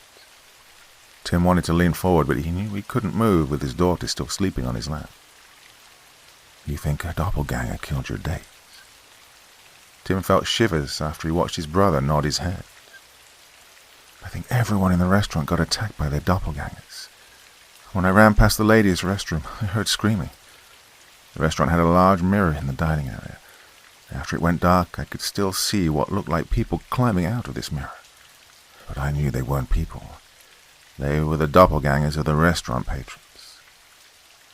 Their doppelgangers attacked them, just like mine attacked me." "What do you do when you see yourself as a dead, rotting corpse in a mirror?" I'm pretty sure some people in that restaurant froze when they saw those ugly versions of themselves. Some people ran for their lives, while others were probably less fortunate, like my date, Cassandra. Gary was still stroking his fingers through his daughter's hair, and he kept shifting his eyes over to a group of security monitors which displayed camera surveillance of every square inch of his house, inside and out. A holographic flat-screen TV sat next to Gary's security monitors. Horrible news headlines scrolled across the television screen. The headlines and news reports showed camera footage of people being attacked on the street and in their homes by their zombie doppelgangers. Some videos were too graphic to show. In some videos, it showed people being killed by other people's doppelgangers. Every one of them had superhuman strength. They could lift 10 times their body weight. Getting into a fight with a doppelganger would be the equivalent to getting into a fight with a group of men. Sunlight was a weapon that could save you from them, however. But Gary didn't have sunlight to save him from his doppelganger. Something else saved him from almost being killed in that restaurant bathroom. His doppelganger almost broke his neck. Gary escaped with his life when the creature became distracted by someone else stepping into the bathroom. Gary got away, and his doppelganger snapped the bones in someone else's neck. Gary had his life, but he felt guilty for allowing his doppelganger to kill an innocent patron who stepped into the bathroom at the wrong time. "Didn't you tell me you shot the babysitter?" Tim asked his brother, breaking the brief silence in the room. He recalled what Gary had told him over the phone. Gary took his eyes off his TV screen after he heard his brother's question. "I had to shoot the babysitter's doppelganger. It had killed her already. I couldn't save her in time. I tried to call her and warn her not to look into a mirror, but it was too late." The words crawled out from between Gary's lips. "After I escaped from the restaurant, I jumped in my car and drove home immediately. I had a feeling that Chelsea was in danger. The sun was setting. The daylight became night faster than normal. I had to drive through a lot of chaos before I finally got home." Gary chuckled, releasing some of the tension in his body. People were running across the street. I saw cars hitting people and cars running into each other. I saw skeletal, dark figures chasing people down the street. Some people were shooting at their doppelgangers. I saw this one woman running down the sidewalk with a baby in her arms. She was being pursued by them. I wanted to pull over and help her, but the doppelganger grabbed her before I could do anything. He had chased her down, grabbing her and her baby. I saw this happen to other people, too. It got so bad that I thought I wouldn't be able to make it home.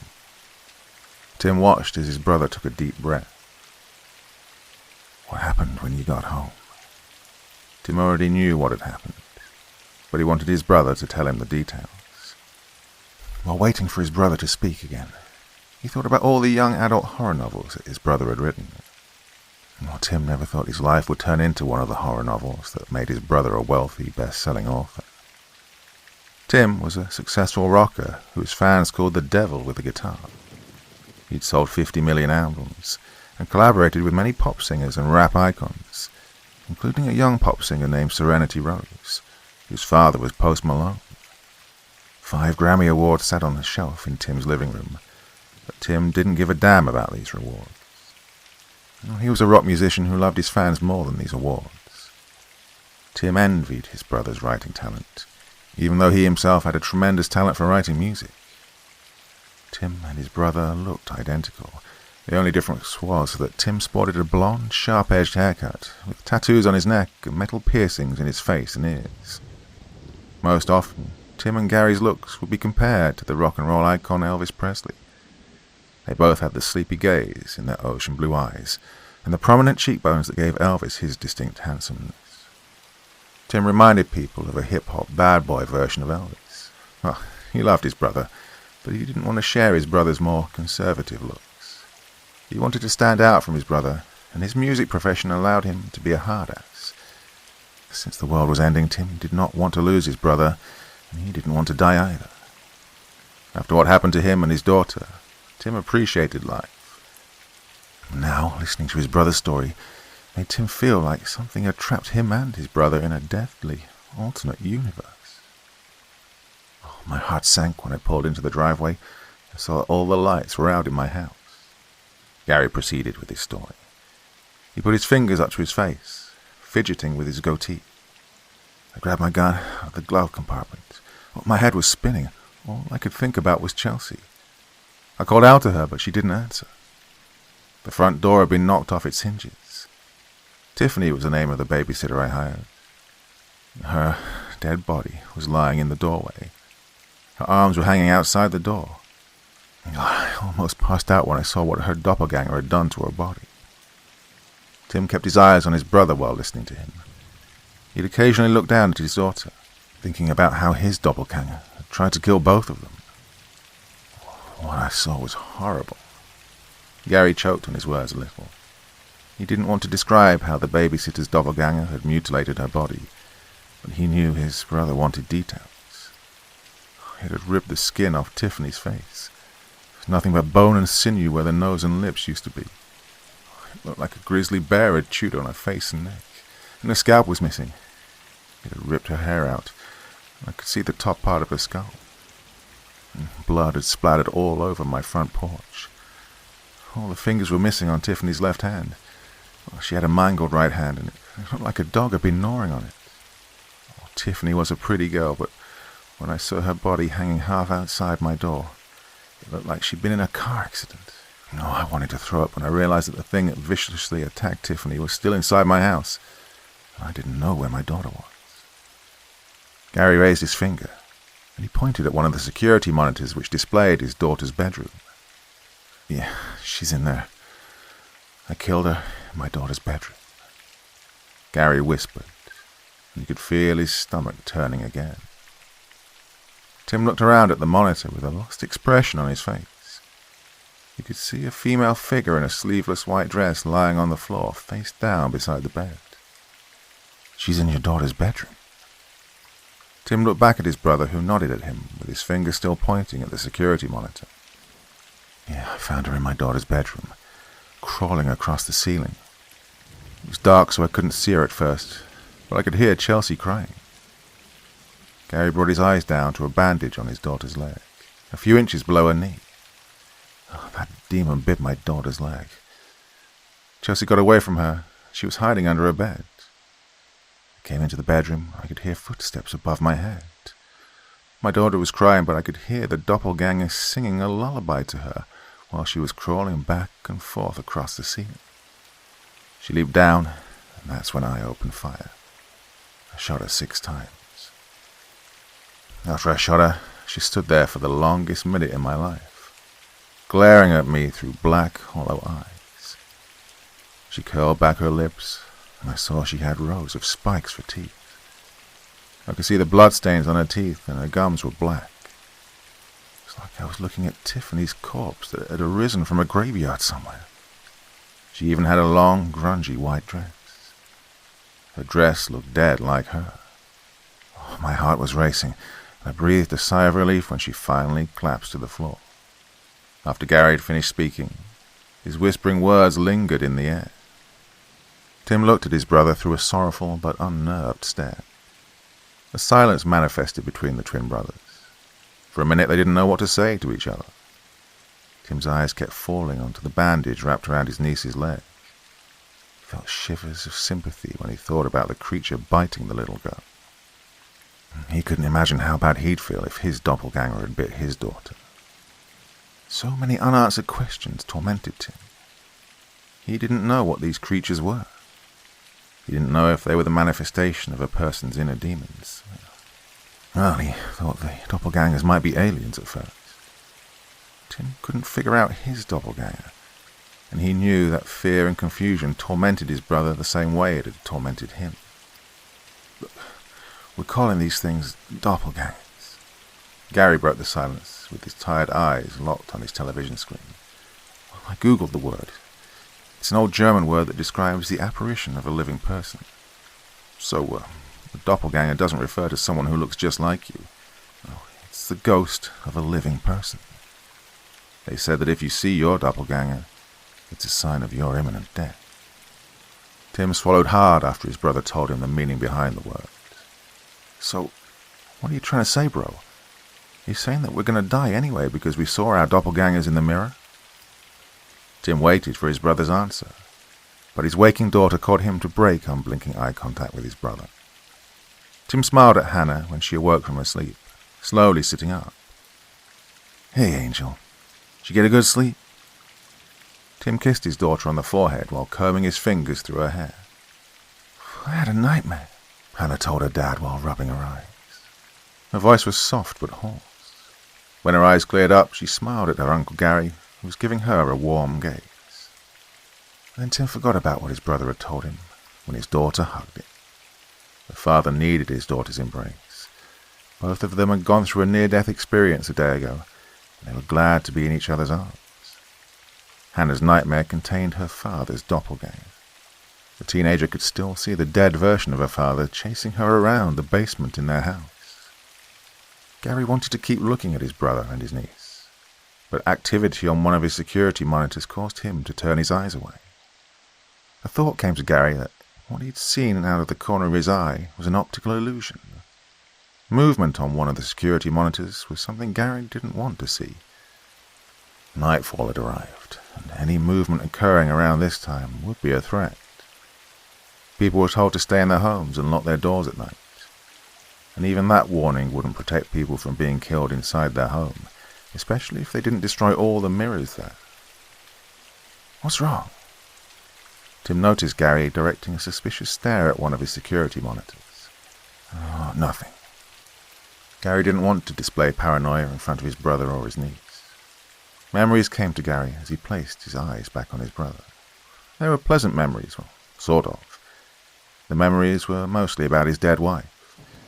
Gary had loved her dearly, and he had a crazy thought. If he saw his dead wife's doppelganger, would he run from it, or would he be so desperate to reunite with his wife that he'd approach the monster and possibly get killed in the process? This thought crossed Gary's mind. He knew love could make you do crazy things. God, Gary even imagined himself making love to his wife's doppelganger in the back seat of his wife's bright yellow 1970 Mustang Fastback. The thoughts were getting crazier in Gary's head.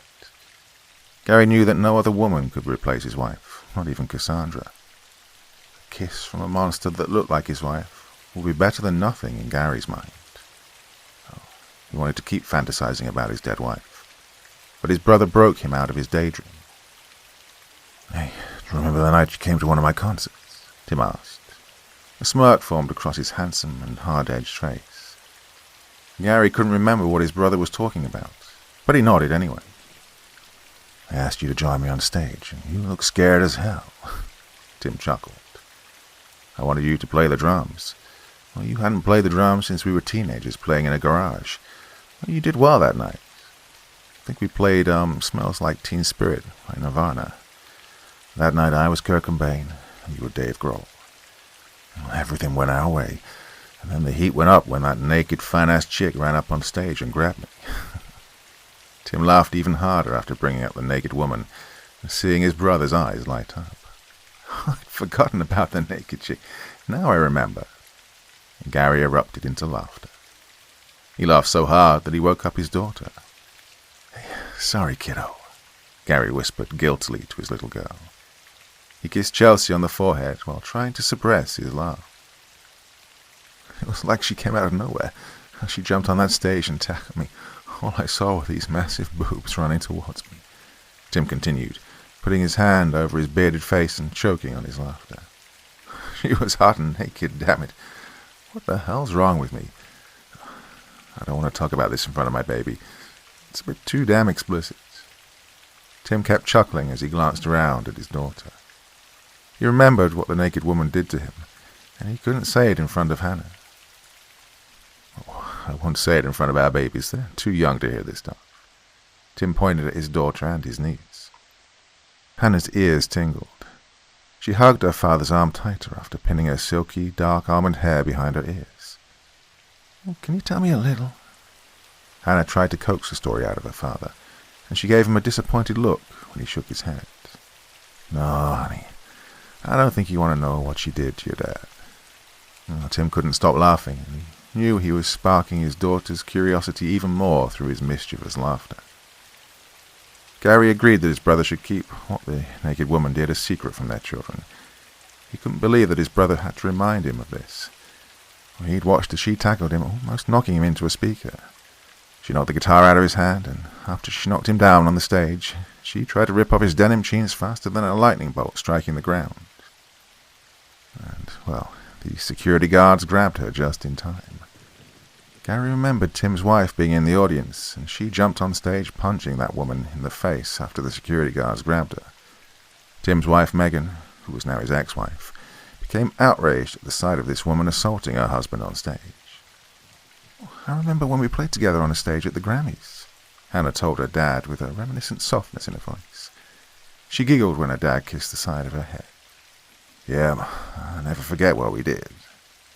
Tim had to clean up his mind after his daughter made him remember that moment together. We were playing a Grammy salute to Lil Nas X.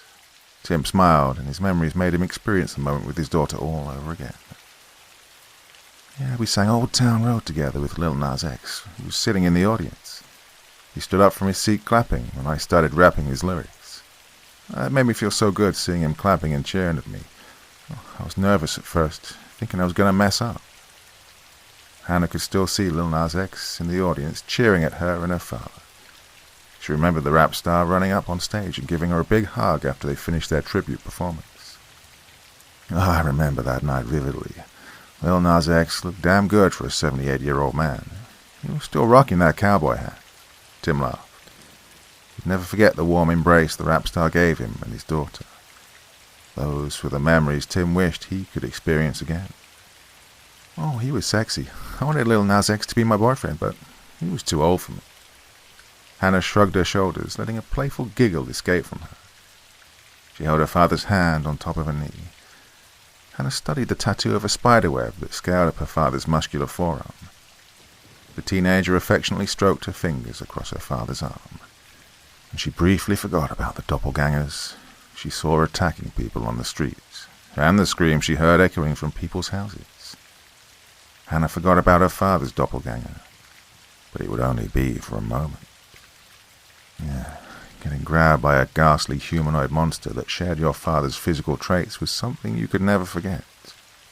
His musty scent, his pale, translucent skin, and his pointed teeth were the attributes Hannah remembered the most on her father's doppelganger. She even remembered his clawed fingers when he grabbed her chin and attempted to sink his teeth into her face.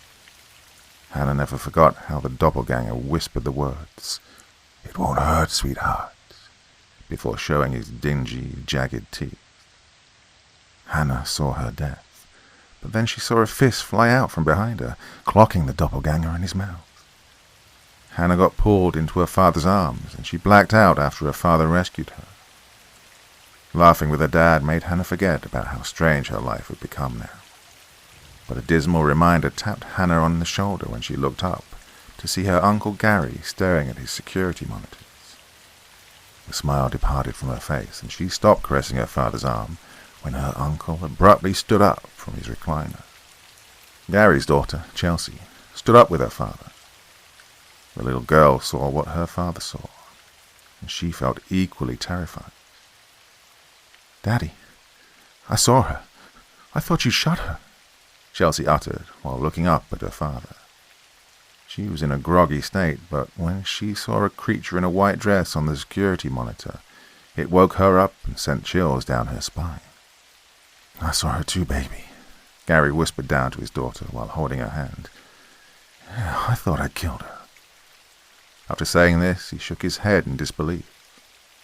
The father and daughter saw Tiffany's doppelganger alive and well.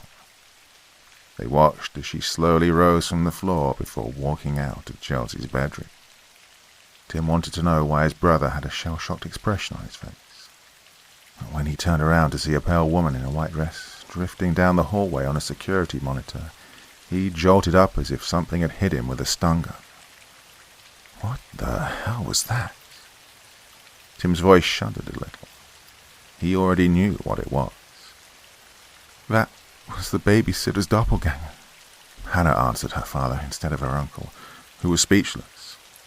"Uncle Gary, I thought you killed her." Hannah looked around at her uncle, whose face was whiter than snow. "I killed her, honey. I shot the bitch 6 times. Gary answered his niece as he slowly approached his security monitors. "But she came back. I killed her hours ago and she came back." Gary put his hands up to his forehead, and he watched as Tiffany's doppelganger drifted from room to room, as if the house belonged to her. Hannah jumped when the bunker room's ceiling lights flickered. She tried to keep calm while looking at the security monitors, watching this pale, ghostly apparition drift into the house's living room. Hannah could see bloodstains on the front of her dress. The ghostly woman crept around the living room. Her body twitched with every step. She came to an abrupt stop over Tiffany's dead body, which was still lying near the front door. The doppelganger tilted her head while looking down at the babysitter's body. She crouched down over Tiffany, with her eye sockets scanning the dead young woman from head to toe. After studying Tiffany's dead body for a while, crawled up on top of Tiffany before digging her teeth into Tiffany's neck. She was finishing what she'd started. Tim looked away from the security monitor, and his stomach twisted. "My God," Tim gasped before sitting back down on the sofa in shock. "She's eating her." Hannah stated the obvious, and her young mind couldn't believe what her eyes were showing her. Gary covered his daughter's eyes. Seeing the doppelganger resurrect itself was bad enough, but watching her eat the babysitter took his fear to a new level. Gary wanted to turn away, but he kept his eyes on the security monitor. His eyes were wide open, and so was his mouth. Sweat developed on his forehead, and his heart was stomping in his throat. Hannah's body became frozen after she saw the doppelganger biting into the babysitter's neck. She still had her eyes on the security monitor screen. Watching this doppelganger feast on a dead human body was the most disgusting thing Hannah had ever seen. The pale woman's needle-like teeth gnawed and pulled on Tiffany's neck like a wild dog ripping chunks of meat off a bone. This evil creature ate ravenously, savoring every bit of human flesh that entered her mouth. Well, it was nice to have leftovers, it would seem. While feasting on Tiffany's body, the doppelganger looked down at 6 bullet holes in her dress. She smirked when she stroked her fingers through the holes and felt that her skin was intact. Each time the doppelganger would take a bite out of Tiffany's neck, she'd sit back on her knees, using her dress to clean the blood from around her mouth. After feasting on the body for an hour, the doppelganger slowly rose to her feet, still holding fragments of Tiffany's skull in her hand. The creature drifted around the living room, pacing back and forth. Her movements seemed fragmented and glitchy. Hannah was sitting down beside her father on the sofa, but she still had her eyes glued to the security monitors. She felt like she was watching a scene from a horror movie. The creature looked human to Hannah. She looked like a normal woman who was nervously pacing around in a living room. But Hannah shivered when she saw the woman climb up a wall. Seeing this creature crawl across the living room ceiling reminded Hannah that she was watching a monster caught on camera, and not a human being. Tim held his daughter's hand, and he tried to put out what he saw on the security monitors. Insidious anxiety came over him when he realized that these creatures were monsters that you couldn't kill. Tim heard his brother tell him he'd shot Tiffany's doppelganger 6 times, yet he was seeing her on the monitor creeping around the living room with human blood on her face and dress. "I shot her 6 times. I watched her fall to the floor. She was dead." Gary was still standing motionless in front of the monitors with his daughter's arms wrapped around his waist. Chelsea had her arms locked around her dad, and her innocent eyes studied the creature's every move on the monitor. Her heartbeat sped up when she thought about the doppelganger and what it had done to her leg. Chelsea had witnessed the death of her babysitter, Tiffany. It had all happened when she'd gone to the bathroom. Chelsea enjoyed watching movies and eating pizza with Tiffany, and she enjoyed playing hide-and-seek with her babysitter. Chelsea had her last moment with Tiffany after she tucked her into bed. She tucked Chelsea in and read her a bedtime story. After kissing Chelsea goodnight, Tiffany had left the child's bedroom, making her way to the bathroom. Chelsea'd heard her go in, and the little girl didn't know then that she was seeing her babysitter for the last time. Chelsea had leapt up in her bed when she'd heard an ear-piercing scream coming from the dark hallway. The child crawled out of bed, and she stepped into the hallway when she heard Tiffany running down the stairway as if something was chasing her. Chelsea could hear a second pair of footsteps stomping behind. At first, Chelsea thought an intruder had broken into the house. She heard banging and crashing taking place in the stairway. This quickly moved into the living room. In Chelsea's ears, it sounded like a war zone had broken out in the house. The sound of glass breaking and furniture being tossed around shook Chelsea's nerves.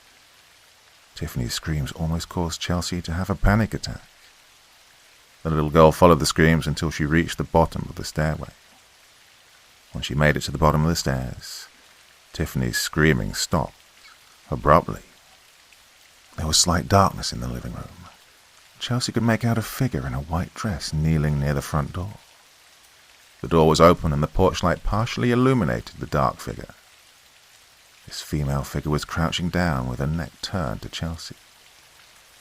Chelsea had thought it was Tiffany, until she saw that the figure was sitting on top of Tiffany's dead body. This confused the child from the back, because the figure looked exactly like her. Chelsea remembered calling out to the figure, and the back of the figure's head jerked upward when it heard her voice. The figure revealed it was a woman when it slowly stood up with its back still facing Chelsea. She called Tiffany's name again, still thinking the woman was Tiffany, even though she could see Tiffany's dead body beneath the woman's feet. "There is no Tiffany, sweetie." Chelsea remembered the woman snarling at her with her back still facing the child. Chelsea stopped in her tracks when the woman moved her long, raven-black hair over her shoulder before slowly turning her head to look at the child. She opened her mouth to scream, but nothing came out. The little girl froze when her eyes locked onto a horrid, ghoulish face that was staring back at her. She wasn't staring into a person's eyes. She was staring into two dark, eyeless cavities. Chelsea could see the blood around the ghoulish woman's mouth. But what sent the child running was when she looked down to see Tiffany's mutilated face. She ran back toward the stairway. She could feel icy hands trying to grab her. A stiff hand gripped her ankle, causing her to fall on the stairs. Chelsea screamed when she felt something sharp pierce her leg, and she remembered almost fainting from the pain. Tears drowned the child's eyes as she desperately tried to free herself from this monstrous version of Tiffany. Chelsea screamed out for her father, knowing that her dad was not at home. Clawed fingers were digging into her back and grabbing her arms. It took some time, but Chelsea finally broke free from the evil Tiffany. As the child ran up the stairs, she looked over her shoulder to see the creature dragging her feet up the stairs and taking her sweet time in her pursuit of her. Chelsea ran into her bedroom, shutting the door behind her and locking it. She crawled under her bed, or saying a prayer that her father had told her to say whenever she felt afraid.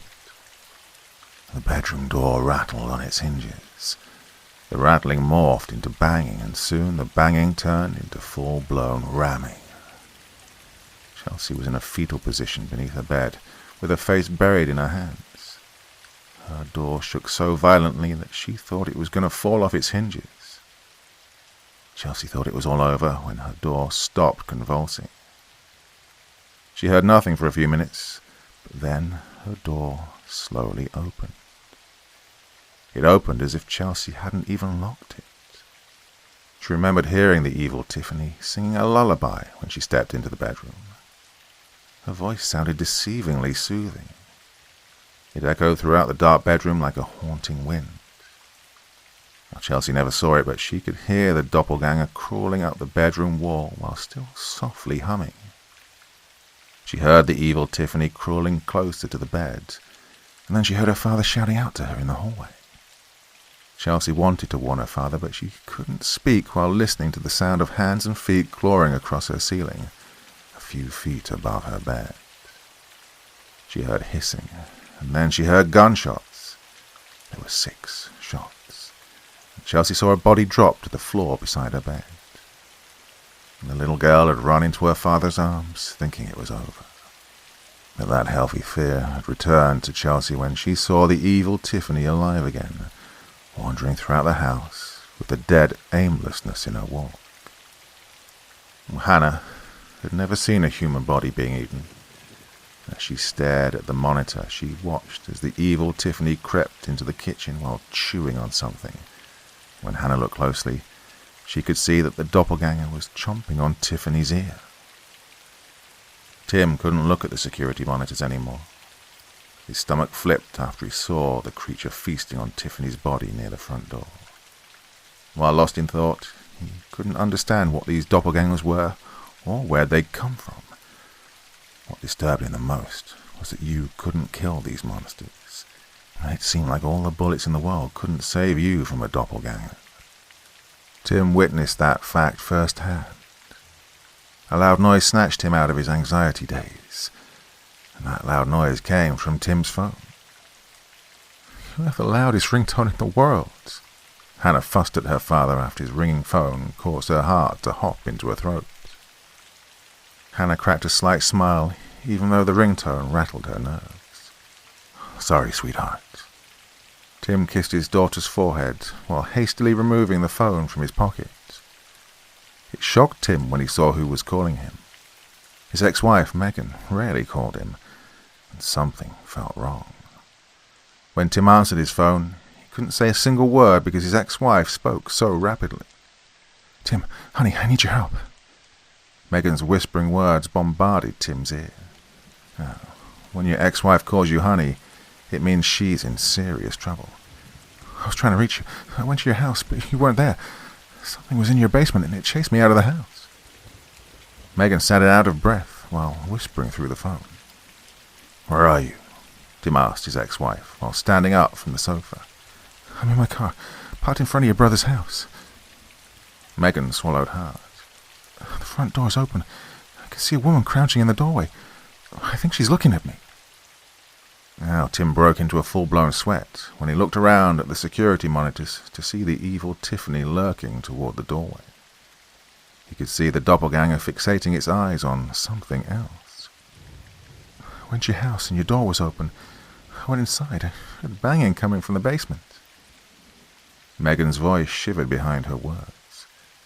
"I went downstairs and I unlocked your basement door. I stupidly thought it was you banging on the door to try and get out." Megan paused for a minute, taking a deep breath.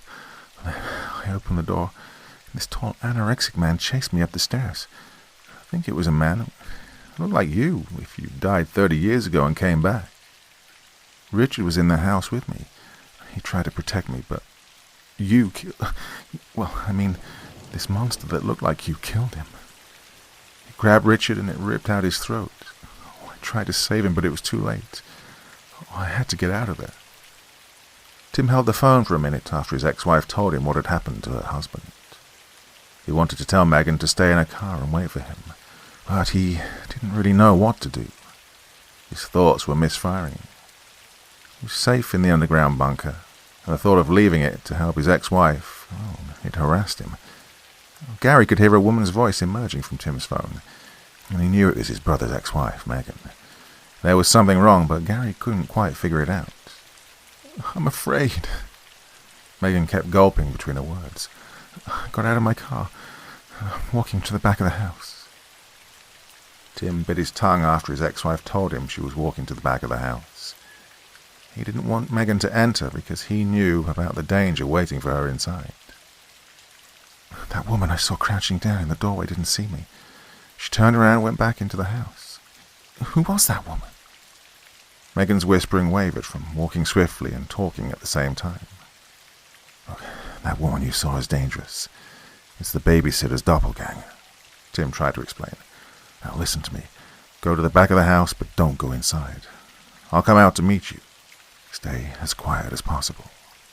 Tim instructed Megan with his eyes stuck on the security monitors. He could see the evil Tiffany in the living room, chewing on more body parts that she'd removed from the dead Tiffany. "Babysitter's doppelganger? What's a doppelganger?" Megan didn't let her shortness of breath prevent her from asking questions. Tim was about to answer his ex-wife, but his phone died at the wrong time. "Look, they're monster versions of us, and they appear in mirrors. That's what a doppelganger is," Tim told his ex-wife, not knowing that he'd lost his connection. He cursed under his breath when he saw that his phone had no battery life. "Oh, it died on me, piece of shit phone." Tim tossed his dead phone on the sofa, tried to figure out how he could meet up with his ex-wife without attracting deadly attention. "That was Mom?" Hannah asked with panic in her voice. She watched as her father slowly nodded his head. "Where is she?" Now, the 16-year-old wanted to stay calm, but she didn't want her mother to come into the house and get killed by the evil Tiffany. Hannah witnessed what the doppelganger could do to a human body. She didn't want her mom to get eaten alive on camera. "Is she inside the house?" Gary asked. He still had his little daughter's hand, while giving his brother an intense stare. "That thing is in my living room. It's going to kill her if she goes inside the house. Gary spoke fast, and he was unaware of his raised voice. I told her not to come into the house, Tim yelled back at his brother. I'm going to meet her outside near the back. A more gentle tone then enveloped Tim's voice. He didn't want to yell at his brother and agitate the situation even more. You can't go out there. She'll kill you. That creature will eat you. He couldn't believe his negative words. Positivity would usually befriend Gary's personality. But his worst thoughts nagged at him as he struggled to realize that a cannibalistic monster he had killed was alive again and wandering around his living room. Hannah hugged her father's arm when she thought about him being outside the bunker. She wanted to save her mom, but she didn't want her father to leave. Hannah's heart was pounding against her chest, but she became determined to go with her father. She's not going to kill me, Tim stated with confidence. She's in the kitchen and I'll be near the back of the house. I'll be perfectly quiet. Tim pointed at the monitor, which displayed surveillance of the kitchen. He ignored the chills on the back of his neck when he saw the evil Tiffany standing motionless in the middle of the kitchen. What's she doing? Hannah whispered up to her father, with her eyes locked on the screen. She thought a glitch had frozen the video until she saw the doppelganger's shoulders rising. I don't know, but I have to go out there and get your mom. Tim's heart collapsed when he saw all the blood drain from his daughter's pretty face. He saw her struggling to hide her panic. I'll go with you, Hannah said, hastily grabbing her father's hand and hoping that he wouldn't object to her leaving with him. The teenager knew her father would put up a fight. No, you can't go with me. It's not safe, baby. Tim touched his daughter's chin and he tried to free himself, but Hannah had a firm grip on his arm. I have to go with you. I can help you just in case something happens. Hannah tugged on her father's arm, causing him almost to lose his balance. Honey, I don't have time to argue. Tim cut off his daughter. Well, usually he'd let his daughter have her way, but not tonight. Tim had to keep his foot down because telling his daughter no could save her life. You're not going with me. Stay here with your uncle and keep your eyes on the security monitors. Tim pointed to the monitors with a soft, authoritative tone in his deep voice.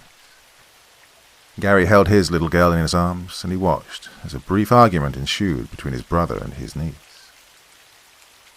I don't give a damn what you say. I'm going with you. Hannah tightened her grip around her father's bulky arm. Her defiant words punched her father. You're not going to tell me no this time. When I asked you if my boyfriend could spend the night, you told me no. When I wanted to go to the movies with my girlfriends last Saturday, you told me no. I wanted to borrow the car last week and you told me no. I'm 16 years old. I'm not a baby anymore. I'm going with you. Hannah stared up at her father with a fiery, youthful rebellion in her beautifully soulful eyes. Tim never took his shocked eyes off his daughter's face. His mouth fell open after his daughter chewed him out with her words. He could see his ex-wife's spicy personality and her badass beauty in his daughter. It's what made him fall in love with his daughter's mother. While staring at Hannah, Tim saw a glimpse of Megan, and he remembered not being able to tell her no without a fight. Sweetheart, maybe you should listen to your dad, Gary told Hannah, interjecting himself into the father and daughter verbal scuffle. Your father just wants you to be safe, and you'll be safe with me. You can still help your dad by watching the security monitors and speaking to him through these walkie-talkies. Gary pulled out 2 communication devices that he had hidden under a table. He handed one walkie-talkie to Hannah, while giving her a light smile. He winked at his brother after he gave him his walkie-talkie.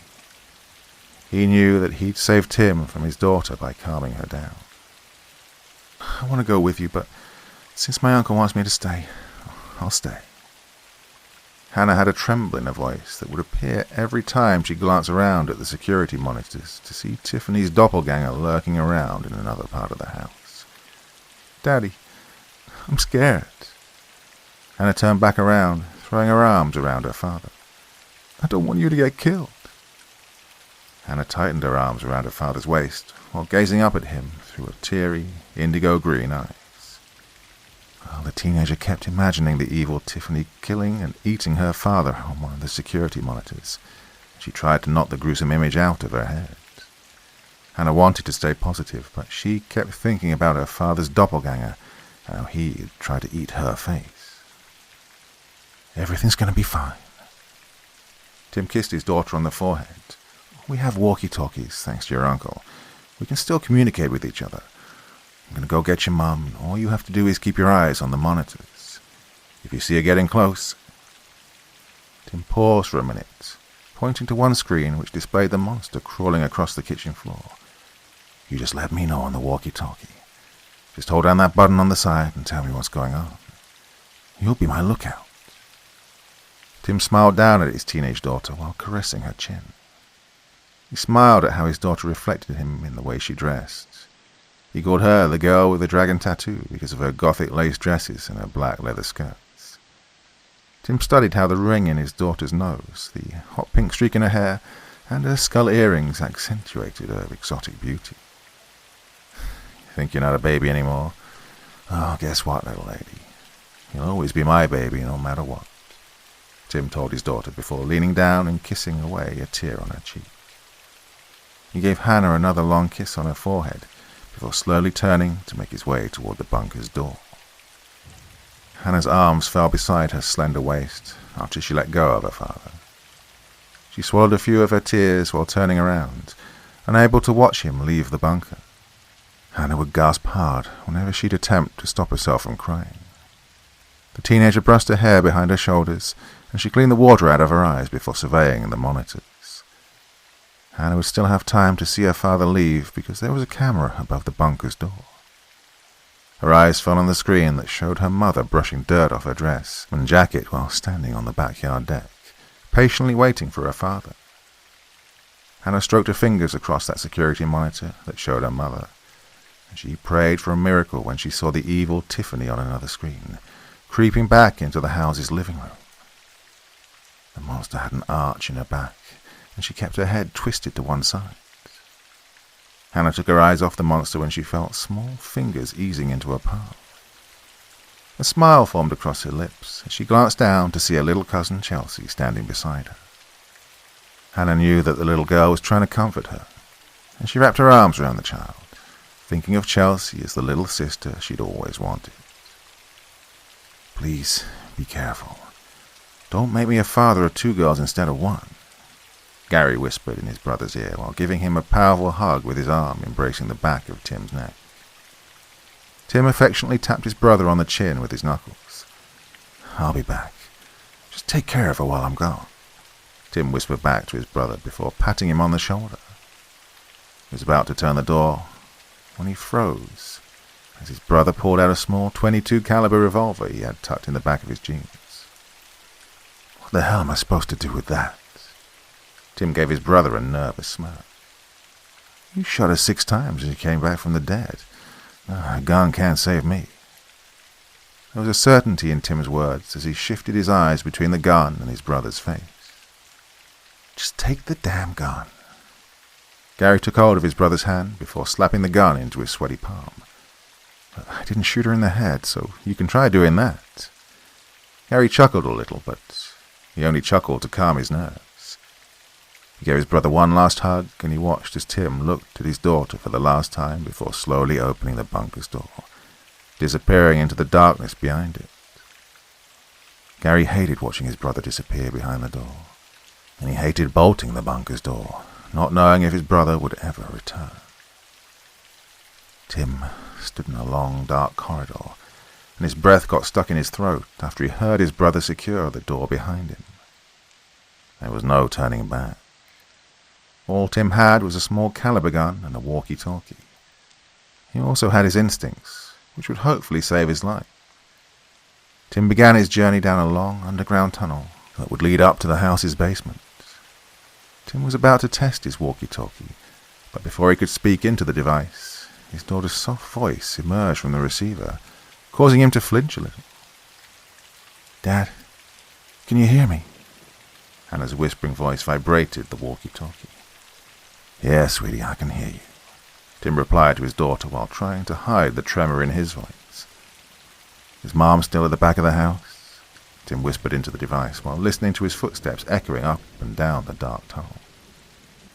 Yeah, Mom never moved. She's still sitting on the deck. She looks really scared. Hannah took a deep breath after answering her father.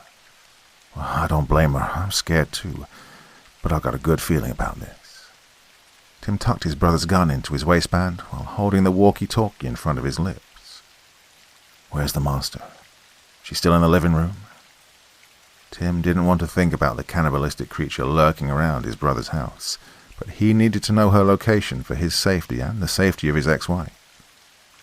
His daughter's reply almost had him stop in his tracks. She's in the living room, eating Tiffany's body again. She dragged the body out of the doorway and she's chewing on Tiffany's stomach. I had to look away. I'm looking at Mum right now. Tim could hear his daughter swallowing hard between her whispering. 4 minutes passed before Tim reached the ladder. When he started climbing it, he heard his daughter gasp. What's the matter, sweetheart? All the muscles in Tim's body tightened as he waited for his daughter's reply. An answer didn't come right away. Hannah, what is it, baby? Are you there? Tim held on to the ladder and he checked his walkie-talkie to make sure the light was still on. His daughter became so quiet that he couldn't even hear her breathing. After a minute, Hannah finally told her father what she'd seen. I saw your doppelganger. He broke into the house through the bedroom window. Hannah gave her father the unpleasant news. I'm watching him now. He's walking down the hallway toward the living room. Daddy, he doesn't even look like you anymore. His body just looks like it's rotting. He just walked into the kitchen. Oh, he's nothing but a tall skeleton wearing a red plaid shirt and blue jeans. I can see something in his hand. It looks like... Oh, I think he's holding a sledgehammer. He must have gotten it from your tool shed. Hannah stuttered. Daddy, please be careful. Hannah's panic exuded through the walkie-talkie. Tim lost his ability to think for a moment. He quickly gathered himself, remembering that he had to save his ex-wife, and he had to do it quietly. I locked him in the basement. Oh, but your mom told me she accidentally let him out. She went to the house looking for me, and she heard banging in the basement. She must have thought it was me trying to escape. Tim's heavy breathing intensified his words. Oh, he must have followed her here. Got to get your mom before he does. Tim told his daughter everything as he continued to climb the ladder. When Tim opened the tunnel's hatch door, he saw a rat scurry across the basement floor, which almost caused him to fall off the ladder and back down the tunnel. Why would Mom go to the basement? Why'd she let him out? What was she thinking? Hannah fussed, not out of anger, but fear. Your Mom didn't know, honey, Tim whispered to his daughter as he tiptoed through the bleak darkness in the basement. Your Mom thought it was me. She probably called out to him, and then she heard my voice, not knowing that she was hearing the voice of a creature that was imitating me. Tim wiped away a drop of sweat that fell into his eye. Then reached into his denim jeans, pulling out his brother's gun when he heard a loud crash upstairs. A foreboding came over him when he reached the basement stairway. Tim shrunk back when he heard a shrilling inhuman scream reverberating throughout the house. The scream ended abruptly after a few seconds had gone by. Tiffany's doppelganger's dead. Your doppelganger went into the living room and he crushed her skull with the hammer. Hannah told her father what had happened before he could ask. He picked her dead body up from the floor. Now he's chewing on her face. It looks like doppelgangers eat each other. At least, that's what yours is doing. Hannah sounded like she was going to throw up. Her voice became weak, and she gagged on a few of her words. He ripped off her nose with his teeth, and he's chewing on it. Hannah's shortness of breath almost hindered her ability to talk. Tim could hear his daughter fighting her mild asthma attack. He listened as Hannah took a puff from her combination inhaler. Breathe slowly, sweetie. It'll be over soon, I promise. Try not to look at my doppelganger. Just keep your eyes on the screen where your mom's located. As Tim tried to comfort his daughter, he accidentally bumped into an object that laid against the basement wall. Tim turned around to see that the object he'd bumped into was a portable digital guitar. Seeing the guitar made Tim nostalgic. He picked it up while thinking about his past concerts and his albums. He thought about his rock tours and his fans. Tim put the guitar strap over his shoulder and he held the guitar, wanting to play it. But he knew that playing this guitar would be suicidal. Tim recognized the black portable guitar. It used to be his, but he'd given it to his brother as a birthday present. Tim had a gallery of guitars at his house, and he didn't mind giving one to his brother. Tim almost got lost in thought, but his daughter's voice jarred him out of his brief reminiscent daydream. "Daddy, are you there?" Hannah had regained her breath, and her voice sounded calmer after she'd used her inhaler. "Yeah, I'm here. What's going on? Is your mum still sitting on the backyard deck?" Tim brought the walkie-talkie up to his lips again as he climbed the basement steps with caution. There was a pit in Tim's stomach, but he tried to ignore it. "Mum's still waiting for you in the backyard," Hannah told her dad. Her soft tone of voice calmed her father's nerves. Hannah tried to keep her voice within a whispering tone because she knew that if she spoke too loud through the walkie-talkie, she would attract unwanted attention to her father. Hannah also tried to ignore the troubling thoughts that intruded upon her. "I'm walking up the basement stairs now," Tim informed his daughter. He glanced up at a camera installed above the basement doorway. Peace of mind briefly embraced him when he knew that his daughter could see it. A massive hallway greeted Tim at the top of the basement stairway. He forgot that his brother lived in a mansion. Expansive mosaic paintings decorated the hallway's walls. Tim had his brother's revolver clutched tight in his left hand, with his portable guitar securely hooked around his muscular shoulder. Walking down the monumental hall made Tim feel like he was walking down the hallway of a cathedral. The mansion's roof had a skylight window, and the moonlight danced along the walls and the hallway's floor. Tim walked past a few bedrooms and a couple of bathrooms. He had a big house, but his brother's house always reminded him of a hotel. The hospitable warmth that used to grace the atmosphere in his brother's home had departed, and a stagnant scent of death lingered in the air. Tim's sense of foreboding increased. It was worse now than a pressure cooker. His healthy fear was appropriate since he knew that his doppelganger was in the house with a sledgehammer. Death almost punched Tim in the face when he saw his doppelganger for the first time in his basement bathroom mirror. He remembered dropping his toothbrush in the sink when the evil Tim reached out of the mirror, grabbing his throat. It was a surreal moment for Tim to see a bony man with pale, translucent skin and hollow eyes staring back at him. He kept thinking about his brother telling him to destroy all the mirrors in his home and stay away from any mirror at night. His brother even told him to destroy the mirrors in his car. Tim had almost died in his house, and the doppelganger had almost killed his daughter. He knew that the deformed man that lunged out of his mirror and attacked him was not human. Tim thought about how his doppelganger almost snapped his arm in half. He'd made it out of his bathroom by the skin of his teeth. He still had the bruises on his arms and neck from wrestling with his doppelganger. It was like wrestling with the bogeyman or the devil.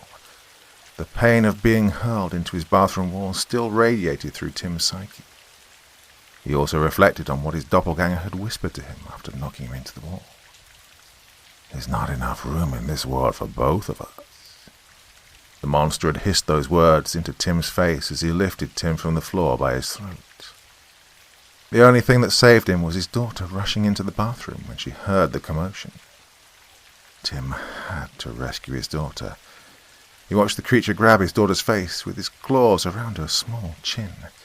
He leapt from the floor, punching this doppelganger, after he saw that the monster was about to sink his fangs into Hannah's forehead. Hannah had fainted after she saw the dark and gruesome version of her father, and her actual father had to carry her out of the house. Now Tim's man cave was in his basement, and that's where he'd locked his doppelganger. His ex-wife had ruined everything by going into the basement and unleashing his dark side. Literally. Daddy, your doppelganger's standing on the front porch. He's looking across the street at Mum's car. I think he knows that she's here," Hannah whispered intensely. "He walked off the porch and now he's standing in the driveway, still staring at Mum's car. Oh, he moves really fast." Tim could hear the panic returning to his daughter's voice. He tried to jog down the long hallway, and he shivered when he passed the hallway that led to the living room. Some of the hallways intersected with each other, and each hallway would guide you to different locations within the house. It was like walking through a luxurious maze. Tim finally found the hallway that would guide him to the backyard. He froze in the middle of the hallway when he heard a monstrous, non-human voice echo throughout the house. Flesh of my flesh, the bone of my bone, I am you and you are me. We will be together once again. Just wait and see. Tim knew it was the voice of his doppelganger. The voice was reverberating within itself as if multiple men were talking in unison. Tim had to move fast, especially after he heard his doppelganger call out to him. The monster could smell Tim in the house, and the clock was ticking. "Oh my God, Tim!" Megan whispered excitedly while wrapping her arms around her ex-husband. She jumped at first when she saw him emerge from behind the house's backsliding door. "What took you so long?" Megan fussed. Well, she never thought she'd be kissing and hugging her ex-husband again. Tim couldn't believe that he was embracing and kissing his ex-wife. "You okay?" Tim stroked his fingers through Megan's cinnamon blonde hair, which she missed doing. Well, there's nothing like a monster apocalypse to help reunite you with your ex-wife. This was the humorous thought that arose in Tim's mind. "I can't believe I'm hugging you after you put me through that nasty custody battle. You almost took Hannah away from me. Told me I was an unfit father to my face." Tim kept the bass out of his voice as he spoke to his ex-wife through an incredulous chuckle. Megan put her hand on her hip while affectionately grabbing Tim's chin. "I had a drinking problem, and I didn't want you around Hannah, remember? You couldn't get your shit together." Megan slapped him in the face with her words, but she did it lovingly. "I still loved you, even after the divorce. I just couldn't deal with the drinking and your erratic behavior. You come home late at night, and I knew your ass was cheating on me. Let you borrow my car. I found a silk bra and a lipstick case that didn't belong to me in the back seat. You were having sex with some random bitch in my car. I could still smell her drugstore perfume stinking up my RAV4's leather interior. Yeah, my Nick Jonas album was missing from my glove compartment, too. I know that bitch stole it." Megan still had her fingers gripping and caressing her ex-husband's prominent chin. The strong, beautiful features and her sassy accent intensified her fiery personality. When Megan heard her daughter's voice, it stopped her from softly ranting. "Is that Hannah talking to you?" Megan snatched the walkie-talkie out of her ex-husband's hand before he could answer. "Hey, baby," Megan whispered into the walkie-talkie, and her entire demeanor changed for the better when she heard her daughter's voice. "Hi, Mom. There's a camera hanging above your head on the deck's roof. I can see you and Dad." Hannah almost raised her voice from excitement, but she caught herself. The teenager was happy to see her mum alive and well, but she couldn't enjoy the moment because she saw something on another security monitor that sent chills down her spine. "Mom, listen to me. There's a row of bushes behind the backyard pool, and you guys need to run and hide behind those bushes." Tim heard what his daughter was telling her mom, and he quickly grabbed his ex-wife's hand, forcing her to run down the deck stairway toward the bushes. It took Tim and Megan 6 seconds to make it around the pool and into the bushes and trees that would hide them from what was coming. "Mom, I just saw you coming to the house through the front door. You look like a skeleton in a wedding dress, and you're holding a shotgun. Half your hair is missing, and I can see part of your skull. I know this sounds crazy, but I think your doppelganger followed you to the house, just like Dad's doppelganger." Hannah's shortness of breath returned. "Your doppelganger's walking down the hallway right now, that leads to the backyard deck. And Dad's is outside, walking around the house in the same direction. He's still holding the sledgehammer, and you're carrying a gun. That's why I told you guys to hide. I'm scared." Hannah sounded like she was on the verge of tears. "You guys need to stay hidden behind the bushes. Just stay out of sight and you'll be safe. I love you guys. I don't want..." Hannah's voice disappeared after the walkie-talkie's battery died. Hannah, baby, are you there? Megan held the communication device up to her red lips with both hands, waiting for a response. But only static greeted her, and then dead silence. What are we going to do? Megan looked around at Tim. She gasped when he showed her his brother's revolver. Hannah told us to stay hidden. If you use that gun, you'll get both of us killed. Didn't you hear what our daughter said? She said my doppelganger's carrying a shotgun. I don't know where she got a shotgun from, but if she finds us, our baby will be an orphan. Megan's voice began climbing, and she flinched when Tim put his hand over her mouth. Keep your voice down and take it easy. We're not going to die, Tim whispered in his ex-wife's ear, hoping not to be wrong. If something happens, I just want to tell you, I'm sorry for being a jerk. I know I wasn't a good husband, and I'm sorry for cheating on you and hurting you all the time. I'm sorry for coming home drunk late at nights. You put up with my bad habits, and I didn't appreciate you. You were my queen. Tim meant every word, and he never broke eye contact with his ex-wife, even when he heard grunting and growling a few feet away. I'm sorry, too, for always nagging you and putting you down. I could have been a better wife. Maybe we can both get a second chance if we make it out of this alive. Megan rested both of her hands on Tim's bearded face. Well, she wanted to kiss him, but the sound of rustling coming from a group of trees prevented her. The trees were located a few feet behind Tim and Megan. The former married couple couldn't rekindle their romance just yet. They quickly realized that now wasn't a good time to kiss. As a slew and men of women emerged from the darkness amidst the crowded distant trees. These men and women were doppelgangers. Shit, Megan choked out the word while losing her voice. The young woman locked her hands around her ex-husband, tearing the sleeve on his denim black t-shirt. Drowned in panic, she involuntarily jumped up while still clutching Tim's arm. Her body reacted between the fight or flight response, and she chose flight, but she forgot that there was nowhere to run. Megan almost lost her life when she leaped up from behind the bushes to see her doppelganger aiming her shotgun at the two of them. Megan fell back to the ground with her ex-husband after she heard the shotgun explode. Tim panicked, aiming his brother's revolver over the bushes and firing at his wife's doppelganger. 2 bullets drilled the monster in the chest, but she kept unloading her shotgun at the bushes.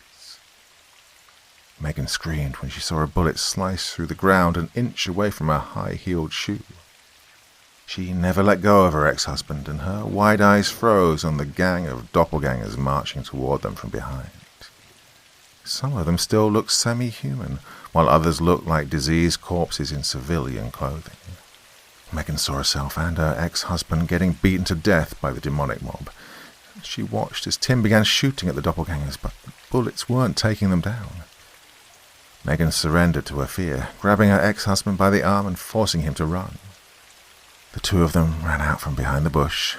They were about to jump a fence and escape into a neighboring backyard, but these creatures cut them off. You can't run from us. We're here to confiscate your flesh, Megan's doppelganger snarled. The creature limped towards Megan and Tim while pulling the trigger of her double-barreled shotgun. Megan closed her eyes, thinking it was over. She expected to feel a bullet tear through her body, but instead, she heard a click. She opened her eyes to see her doppelganger raging while bringing the empty shotgun down on her bony knee, snapping the weapon in half. Tim saw his coming at him with the sledgehammer. Well, he opened fire on the skeletal man, shooting the hammer out of his hand with uncanny precision.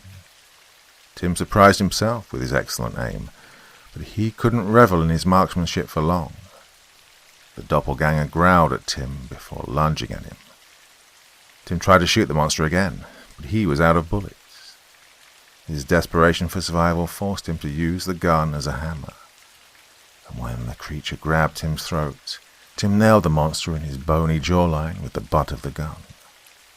While trying to fight off his evil self, he tried to shield his ex-wife from other doppelgangers who were lunging at them from every direction. Tim accidentally swiped his fingers across the strings on the portable guitar that remained glued to his shoulder. An electric, melodic shock waves struck the night air. And when this happened, all the doppelgangers fell to their knees with their hands over their ears. Megan had her back pressed against her tall ex-husband. She glanced down at the guitar in his hands, realizing that he had a weapon that the doppelgangers feared. She ran her fingers along the guitar strings, wanting to see again if they would respond negatively to the sound of the instrument. A spark of hope ignited in Megan when she saw the doppelgangers recoil in agony a second time. She looked at her doppelganger to see the creature tearing through the skin on her face when she heard the guitar sound. "Whoa!" Tim's words slid out of his mouth. He smirked as he began playing the portable guitar, watching as the creatures backed away from him and his ex-wife. Playing the guitar came naturally for Tim. Sound is louder at night than in the day. And Tim knew that his guitar playing would be louder at night because of the change towards sound refraction caused by the reversal of the temperature gradient from day to night. And this meant that his guitar playing would be more tormenting to the doppelganger's ears. Without thinking about it, his fingers fell into place on the guitar strings, and he rocked the air by playing a cover of the Red Hot Chili Peppers classic, Under the Bridge. Tim loved this alternative rock song and its sparse, minimalist guitar riffs. It was his inspiration. Megan stood close behind her ex-husband, with her hand on his arm. She looked around at the creatures, watching as they wailed and screamed at the sound of the guitar. Megan's mouth dropped open when she saw a doppelganger erupt into flames. Another one exploded. Before long, fire surrounded Megan and Tim. The last two doppelgangers who went up in flames were Tim's and Megan's. Tim kept plucking away on his portable guitar, and he watched in amazement as his doppelganger ignited faster than a lit match. The skeletal man screamed at Tim as he went up in flames. He fell to his knees as the fire consumed his cadaverous body. The guitar sounds incinerated the monster, and there was nothing left but burnt ashes. Megan looked at the pile of ashes that used to be her doppelganger. She watched as the creature burned up like a cigarette soaked in lighter fluid. Megan listened as the guitar strings continued to travel through the night air after her ex-husband had stopped playing. The scent of burnt flesh and smoke lingered around them. "I think my music killed them," Tim joked as he looked around at the piles of ashes that surrounded them. Megan had her arm around her ex-husband's waist. She forgot how much she loved Tim's guitar playing. His rock star persona made her fall in love with him, along with other qualities. Without thinking about it, Megan leaped into Tim's arms, slapping him in the face with a kiss. Now she had loved her other husband, Brad, but Tim had never left her heart. Since Brad was dead, Megan saw her situation as God telling her she couldn't replace Tim. She had to make him her husband again. He was her hero, her rock star, and the father of her precious daughter. Now Megan still adored her ex-husband, even after she found out he'd had sex with a prostitute in her car. Now Megan couldn't believe that a real-life monster invasion had helped her reconnect with the man she'd always loved. Tim fell into his ex-wife's kiss.